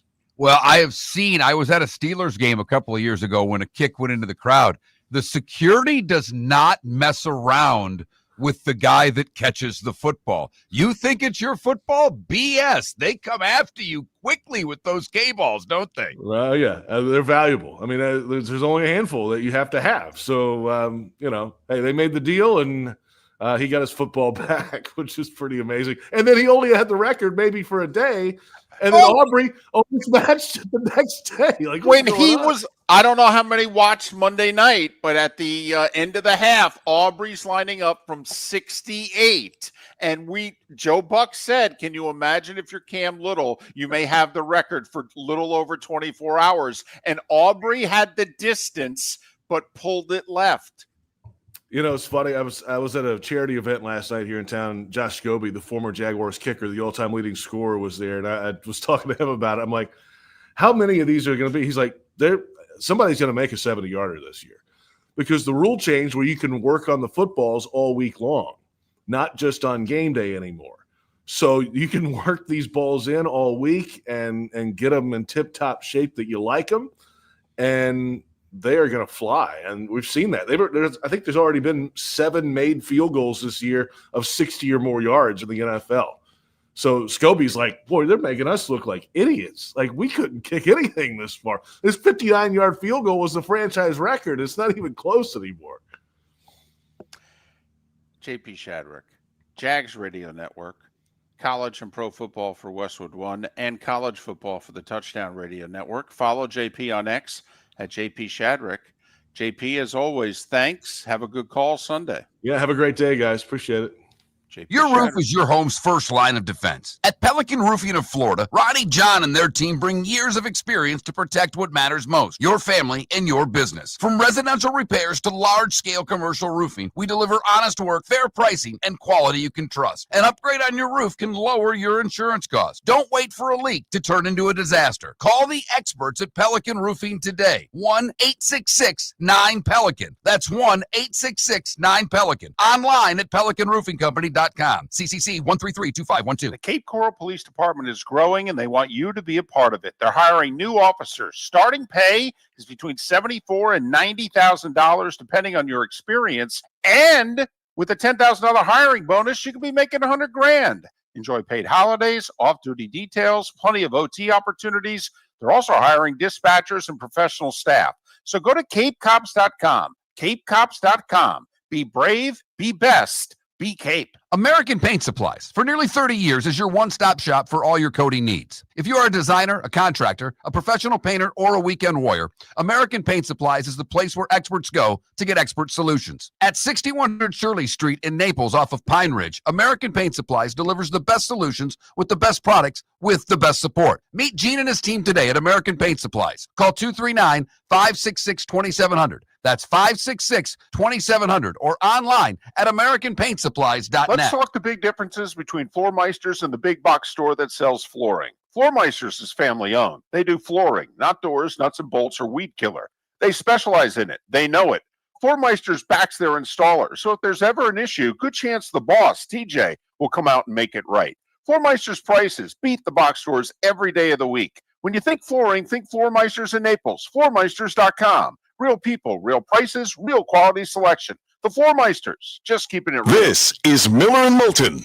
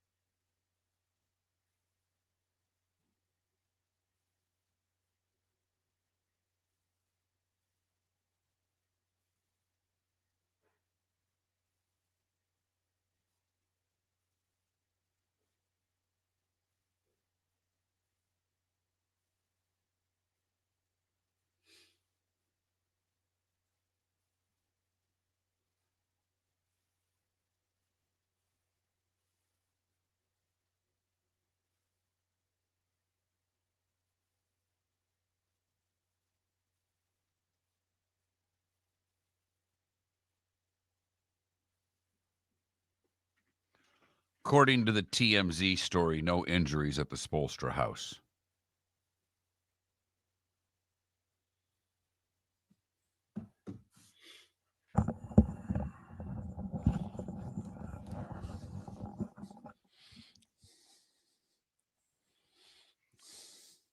I know you just put your headsets on, but no injuries at the Spoelstra house, according to what I'm reading. ESPN bet becomes score bet.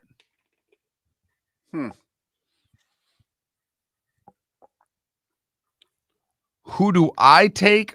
That's very interesting. I would probably take Iowa because you're 10-2 Georgia Tech means they lose to Georgia. They're out. To me, they're out. And even if they beat Georgia and lose to someone else, they're probably out. 10-2 Iowa, to me, would have a better resume than 10-2 Notre Dame. Who do I think would get in? Notre Dame.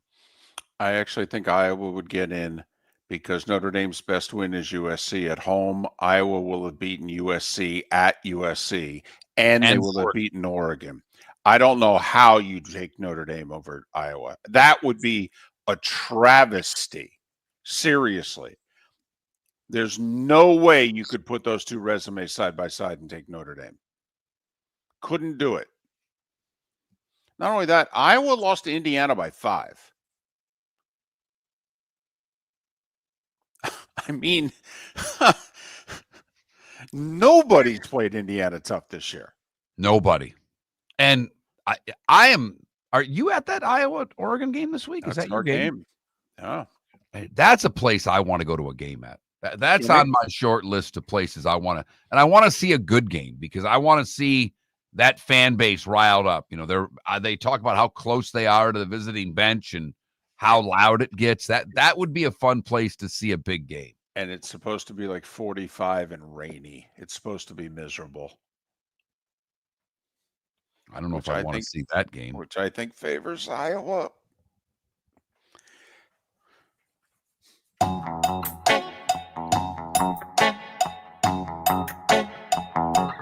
You're listening to Miller and Moulton. And now, here's Mark Miller and David Moulton. 21 minutes past the hour. About 15 minutes away from the good, bad, and ugly. What's on tap? Today was the day one. Some final thoughts and pick or two. So, this football game tonight. So, which trend are we going with more? The Broncos have won 6 in a row. 4 of them have been by 4 points or less. So, when you see that the spread, which was 9.5, I've seen it now, Mark, 3.5 hours into the show, down to 8.5 in spots. So, I don't know if my eyesight's going or if money's coming in on the Raiders because the spread was too big. But it's a lot of points. I mentioned Denver's won 6 in a row, 4 of them by 4 points or less, and not against juggernauts either. I mean, one of them was the Eagles, but they've beaten some poor teams. You know, Giants by 1, Jets by 2. Anyway, then there's the Raiders. A, they're not good. B, lately on the road, Mark, they've lost their last 2 road games. Granted, it's to the Colts and the Chiefs, but they've lost their last 2 road games 71-6. Right, but the Colts and the Chiefs, if you're not putting the Broncos in that same sentence, then we're not paying attention to the league. Well, exactly. So which one am I going with here? The Broncos don't beat anybody seemingly by a lot of points, home or away. But the Raiders on the road, I mean, they did beat the Patriots week 1. How much of we say all the time, week 1 is you have no idea what's going to happen week 1. And week 1 always has a handful of results that you look back at the end of the year and you go, how in the world did this happen? By the way, I still have it at 9.5, at least on the Hard Rock app, the one we can bet legally with in Florida. All right. For what it's worth on ESPN Bet, it's 8.5. But then again, they're going out of business at the end of the month. Maybe that's why. I would lean taking the points because I don't think the Broncos have the ability to blow them out. But what did they do when they played Cincinnati? That's one of the bad teams they played. They blew them out. They played Dallas, blew them out. The Raiders, with Bowers back, he's a weapon. I mean, he is flat out a weapon. I would take the points. Okay. Thursday night, November, road teams usually, although, Baltimore did beat the Dolphins last week, but it is the Dolphins after all. Right. But this is a bad team on the road on a Thursday night. Yep. And I will say it's relatively easy travel. Yes. It's not a cross-country trip or anything like that. And you wonder what was taken out of the Raiders last week. I mean, none of us thought that the Raiders had a chance to make the playoffs. But the Raiders thought they were still in it if they beat the Jags. That's why they went for 2. A tie did nothing for the Raiders last week. So I thought Pete Carroll made the right move. And there aren't many motivators that are better than Pete. His energy is unmatched. It really is. I don't care what your age is. He's going to have to coach what off all week long to have this team ready to play after losing the way they did a week ago. Why they weren't throwing to Bowers on that play with the first choice is beyond me. Yeah, sometimes the adage, it's not plays, it's players, or they say it's players, not plays, however you want to say it. I have no doubt. I would have, if I were the Jags, wherever he was lined up, I literally would have put 2 guys on him. He wouldn't have got off the line of scrimmage if I'd had anything to do, if you know what I mean. Right. Without getting jacked. But he was able to get off the line. He was cutting across the middle. They went for the guy in the back of the end zone. Right. I obviously would have thrown the ball. In fact, I would have, I know it's a lot easier in basketball. There's 5 guys. It's a lot easier to say, give the ball to Michael and get them out of the way. But don't you have to almost, hell, I might line it up where I only have Brock Bowers on one side of the field, everybody else on the other side of the field. Which side of the field do you think we're throwing it to? I'd have been running that I might have put them all on the same side, ran everybody one way, split them out to try to get them picked, but that's just me. But they didn't.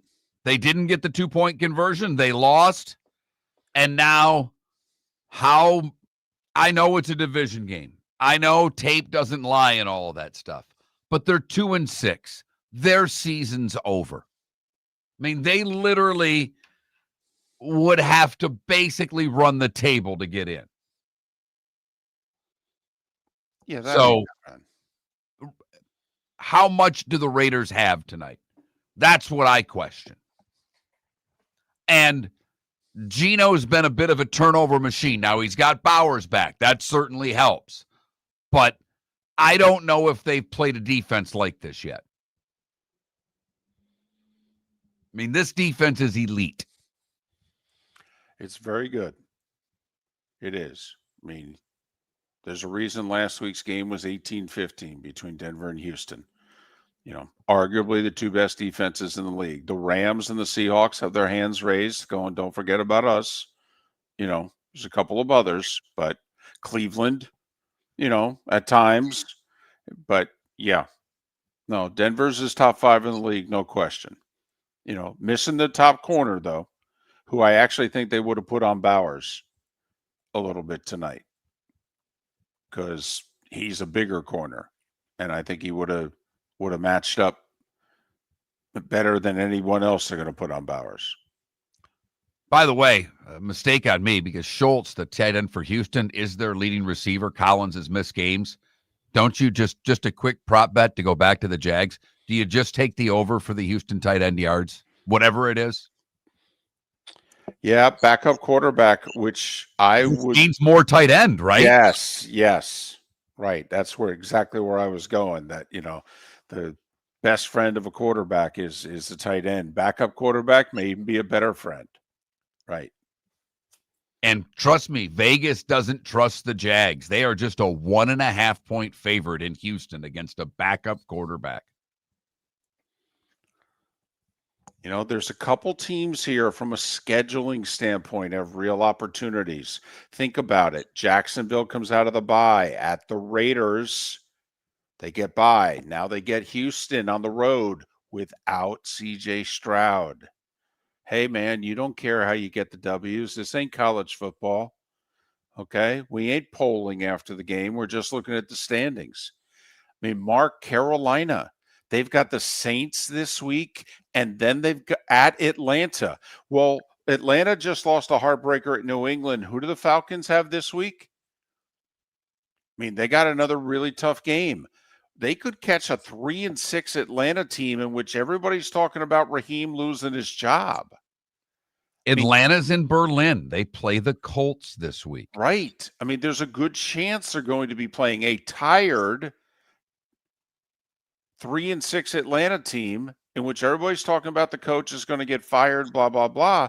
Mark, Carolina could be 7-4 when they go to San Francisco on a Monday night, and we know the Niners' list of injuries is staggering.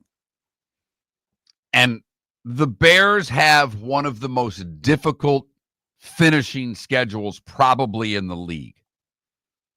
Don't screw up this week, because if you think you have a shot, it's the don't screw up week for the Bears, because they host the Giants. After that, it's at Minnesota, home for the Steelers, at Philadelphia, at Green Bay. I don't think the Bears have a shot to make the playoffs, but man, oh man, don't screw it up this week against the G-Men.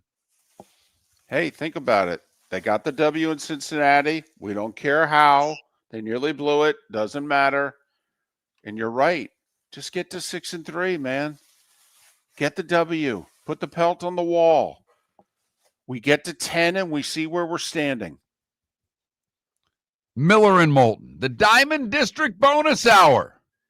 Finishes with the good, the bad, and the ugly. Today was the day when and what's on tap. Thanks for listening to Miller and Moulton. Your roof is your home's first line of defense. At Pelican Roofing of Florida, Ronnie John and their team bring years of experience to protect what matters most, your family and your business. From residential repairs to large-scale commercial roofing, we deliver honest work, fair pricing, and quality you can trust. An upgrade on your roof can lower your insurance costs. Don't wait for a leak to turn into a disaster. Call the experts at Pelican Roofing today. 1-866-9-PELICAN. That's 1-866-9-PELICAN. Online at PelicanRoofingCompany.com. CCC 1332512. They've cut the nets, they've raised the banners, and now they're headed to Fort Myers. Michigan State, North Carolina, and other top programs take the court in the Skechers Fort Myers Tip-Off this Thanksgiving week. Legendary programs, championship traditions, college basketball's biggest names, live at Suncoast Arena. Tickets are selling fast. Get yours now at FortMyersTipoff.com/go. That's FortMyersTipoff.com/go.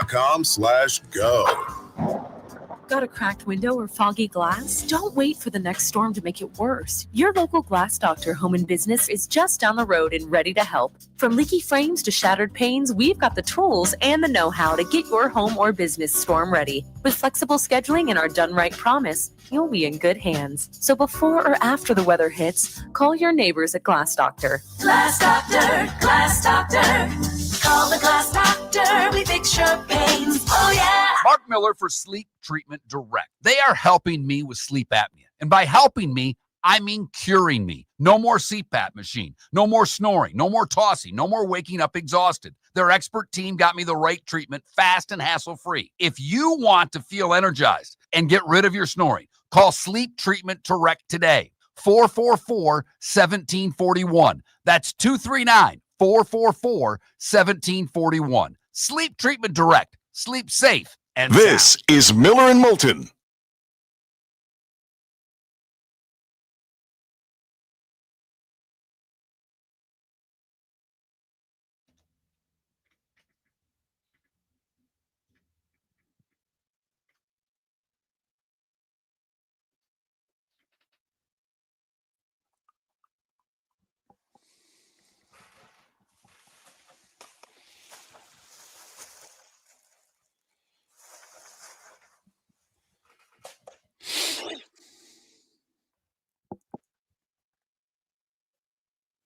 And Logic, man, if you're talking to David and I appreciate it, but I don't gamble for a lot of money. I don't like to. Losing bothers me way more than winning excites me.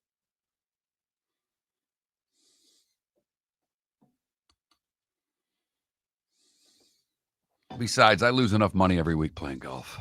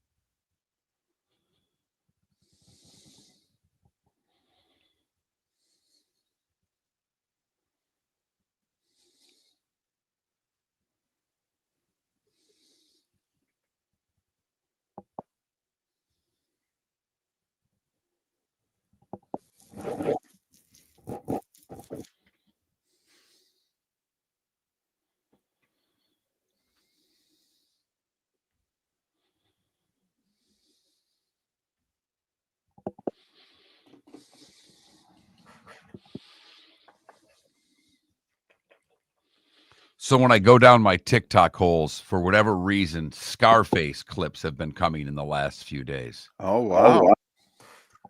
They are so great and so bad all at the same time.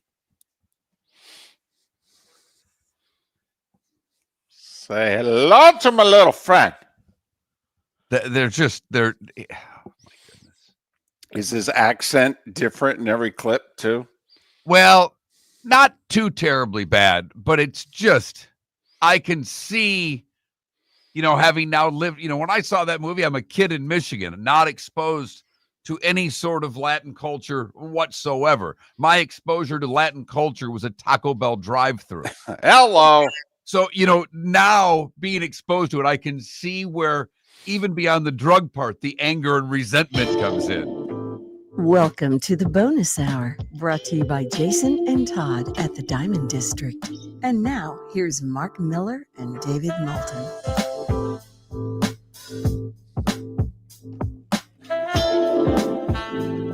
22 minutes till we're out of here. Till we start preparing for a football Friday.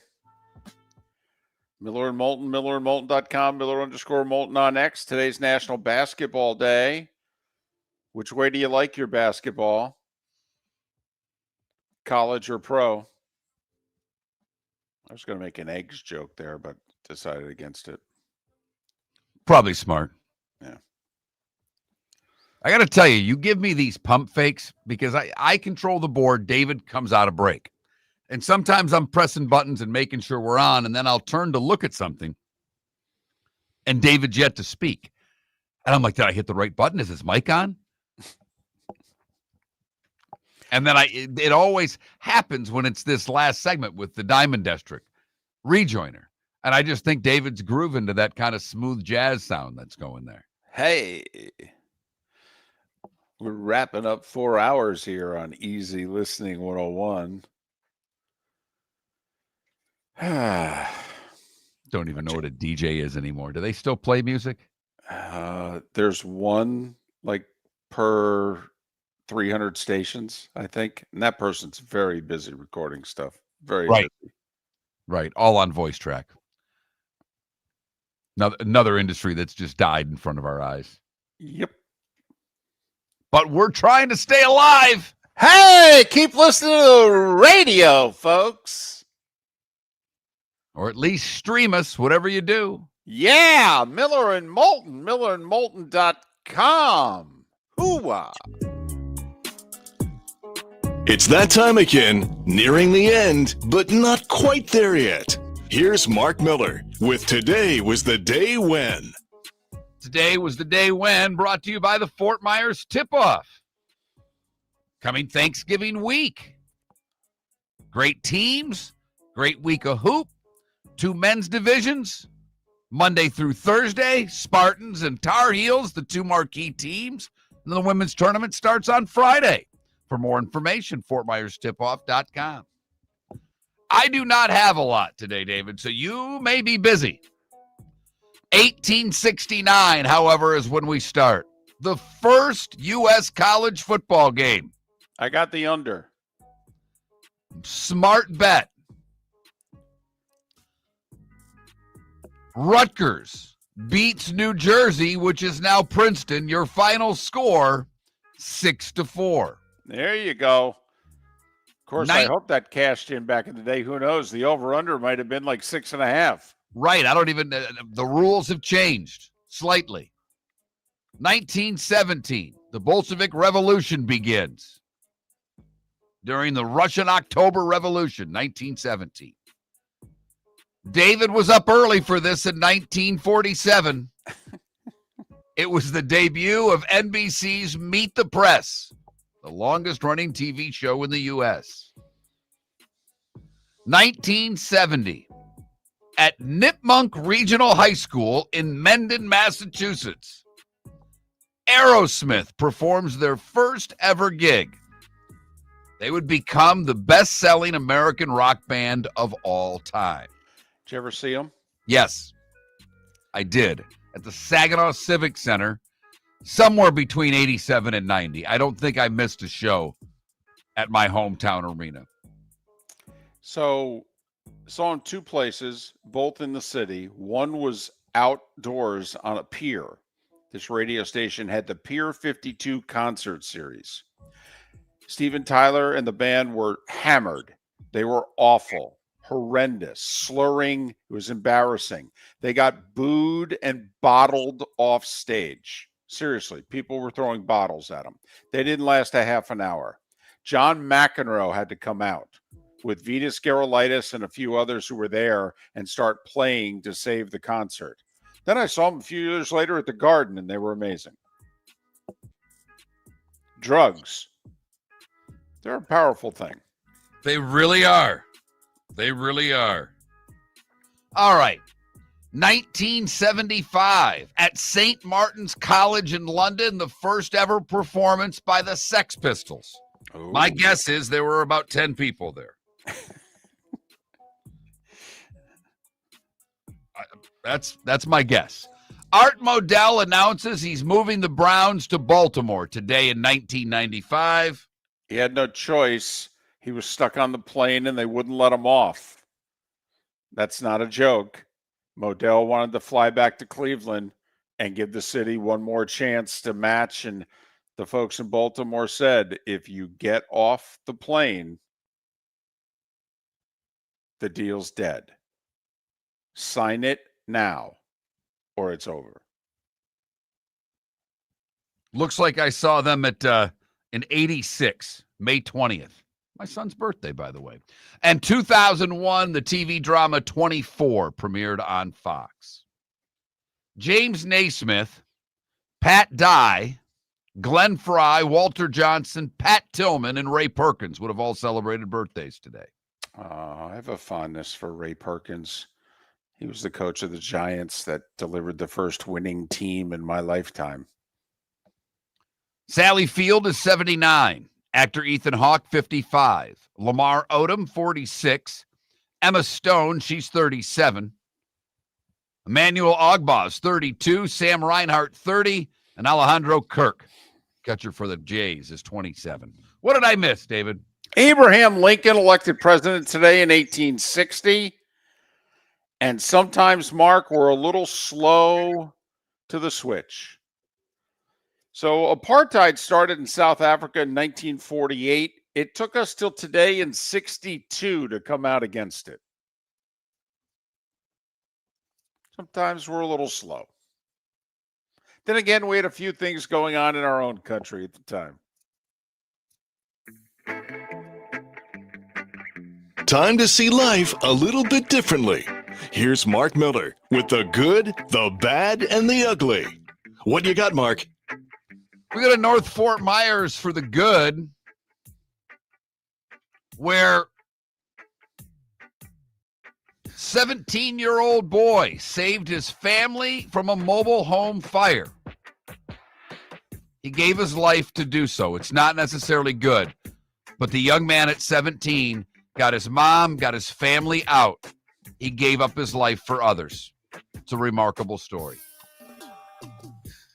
For the bad, where the hell do we go? There it is. We go to St. Pete, where what started as a frightening 911 call ended up not being so much. 32-year-old Brooke Chenault called 911 about a stranger breaking into her apartment. She had a suspect, an image, and everything there for police. Turns out the whole story was a fake. She used AI to create the suspect's image. Police responded to a hoax. And finally, the ugly, we go to Maine, where Maine's largest healthcare provider is sending out apologies because, well, they sent letters of condolences to more than 500 people to inform their next of kin of their reported deaths. The problem was none of the 532 people that they sent letters about had died. It was a computer error. Maine Health sincerely regrets this error, they said in a prepared statement. Really? That is the good, the bad, and the ugly on today, November the 6th, here on Miller and Moulton. It's brought to you by the Cape Coral Police Department. Great pay, great benefits, unbelievable overtime opportunities. For more information, where do they go? CapeCops.com. CapeCops.com. Got it? Good. There's only one game in the NBA tonight. Clippers and Suns in Phoenix. 9 o'clock NBA TV. Hockey, meanwhile, they're busy. Tampa Bay's in Vegas.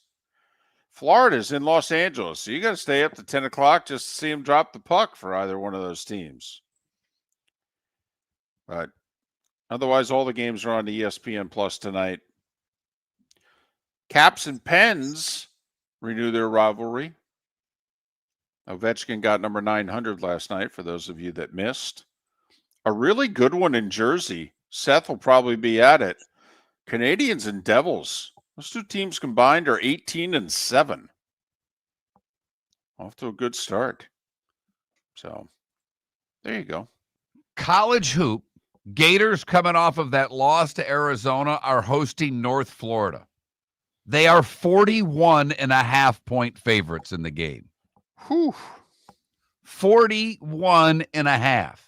Miami, on the other hand, hosting Bethune-Cookman, they're only an 18.5-point favorite in that game. Don't you have to take the points? 41.5? Don't you have to count on the starters stay in for North Florida while the second and third teamers are out there? You know, I mean, don't you have to count on it being like 93-60? You know, a 33-point win type deal. 41.5. That's a lot. No? Want to bet it? You and me? Sure. Let's bet it. Okay. Let's put our bankroll on it. What are we down to? About $1.34? No, I had to re-up it. How many times have we had to re-up this year? This year, none. That's the first one. That's from last year. That one lasted a while. So have we gotten our money for the overs that we hit on in baseball? Yeah, and we've lost it. Well, that's part of our charm. All right. Lee's on the show. He had a rough week. He did last week. Yes, he did. Got he his lost game of the his week, game of right? the week, or he got his game of the week right, but he had the three big plays. The first two didn't hit. The third did. Yep. He went 1 and 2. Yep. And I was driving Sunday and really was going to double, triple up on the third one since he lost the 2 Saturday games. And you know me, I forgot to do it. So you're taking the points tonight. I'm going to take the points in the Raiders reluctantly. Yeah. I'd stay away from the game. I wouldn't bet it. But if you're going to pin me down for the sake of the show, I'll take the Raiders in the 9.5. And if you pin me down for the sake of the show, I would actually lay the points. There you go. Miller and Moulton saving the juice, betting a Jimmy the Beef Guy sandwich on the game. Ooh. I like it. I like South Florida to cover the 13.5 tonight at home. I agree with that. That one I would bet. Against UTSA at 7:30 on the 4-letter network, by the way. App State needs a win, I think, to be bowl eligible. They're 5.5-point favorites at home against Georgia Southern. That's on the deuce. By the way, I might take a dog and the Pens versus the Caps tonight. Caps are slight favorites. They're playing back-to-back games. Okay. Pens blew one earlier this week against the Maple Leafs. I know, up 3-0 after the first and lost. Gave up 4 in the third to lose the game. That's a tough loss. So a little bit of what's going on tonight. You mentioned Lightning on the road in Vegas. That's a late game. Panthers on the road in LA. So you hockey fans of the Lightning and Panthers going to have to burn a little midnight oil to watch your teams play tonight. I'm wondering how much of the first period I'll see. Depends on how entertaining Denver and Vegas is. Somehow, I hope for the sake that I take the points that it's still a game heading to the fourth quarter. But we'll see.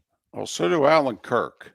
Okay, they're hoping that you stick around also. That's about 10:30 to make it to the fourth quarter. By the way, 9.5-point spread, 42.5 over under.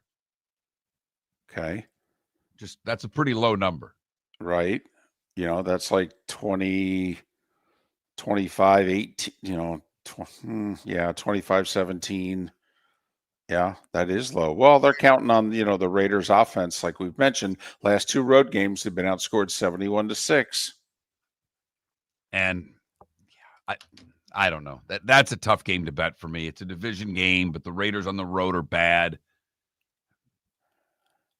Denver, they've beaten up on bad teams, but they've also played a couple of bad teams really close. I don't know what you're getting out of the Broncos. Well, it's funny. The Patriots are getting the same grief, who have also won 6 in a row. A lot of them have been bad teams. Mike Vrabel looked at the reporters this week and said, this isn't college. We don't make our schedule. It's the NFL, by the way. We're all playing by the same rules. Okay. Tough week for coaches in the Boston area. Bill O'Brien unloaded on a reporter in his presser. Well, he's 1-8. You knew that was coming. He's a charmer to begin with.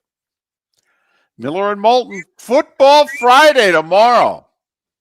I love finding that special buy, that one-of-a-kind item that I know nobody else has that we're proud to show and represent. Don't be intimidated. Our sales team is not commissioned. They're here only to be here for you.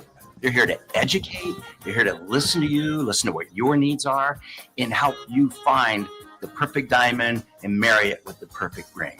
You're going to find it here. It's here.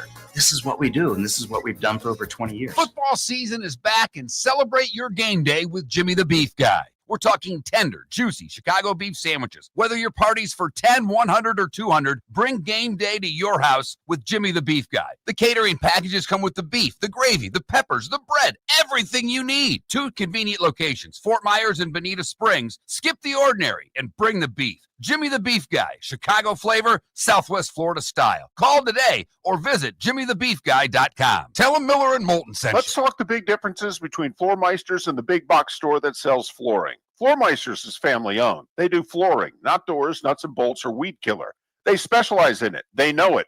Floormeisters backs their installer, so if there's ever an issue, good chance the boss, TJ, will come out and make it right. Floormeister's prices beat the box stores every day of the week. When you think flooring, think Floormeisters in Naples. Floormeisters.com. Real people, real prices, real quality selection. The Floormeisters, just keeping it real. American Paint Supplies, for nearly 30 years, is your one-stop shop for all your coating needs. If you are a designer, a contractor, a professional painter, or a weekend warrior, American Paint Supplies is the place where experts go to get expert solutions. At 6100 Shirley Street in Naples off of Pine Ridge, American Paint Supplies delivers the best solutions with the best products with the best support. Meet Gene and his team today at American Paint Supplies. Call 239-566-2700. That's 566-2700 or online at AmericanPaintSupplies.net. This year during Thanksgiving week, Fort Myers takes the national stage, hosting not one but 2 elite women's college basketball tournaments, the Fort Myers Tip-Off and Coconut Hoops, both featuring Power 4 teams and nationally ranked programs. Few places in the country can showcase this level of talent. We're proud that Fort Myers is one of them. Don't miss your chance. For tickets, go to visitfortmyers.com/basketball. Lee County, building a better community through business, sports, and tourism. Your roof is your home's first line of defense. At Pelican Roofing of Florida, Ronnie John and their team bring years of experience to protect what matters most, your family and your business. From residential repairs to large-scale commercial roofing, we deliver honest work, fair pricing, and quality you can trust. An upgrade on your roof can lower your insurance costs. Don't wait for a leak to turn into a disaster. Call the experts at Pelican Roofing today. 1-866-9-PELICAN. That's 1-866-9-PELICAN. Online at PelicanRoofingCompany.com. CCC 13325. This is Miller and Moulton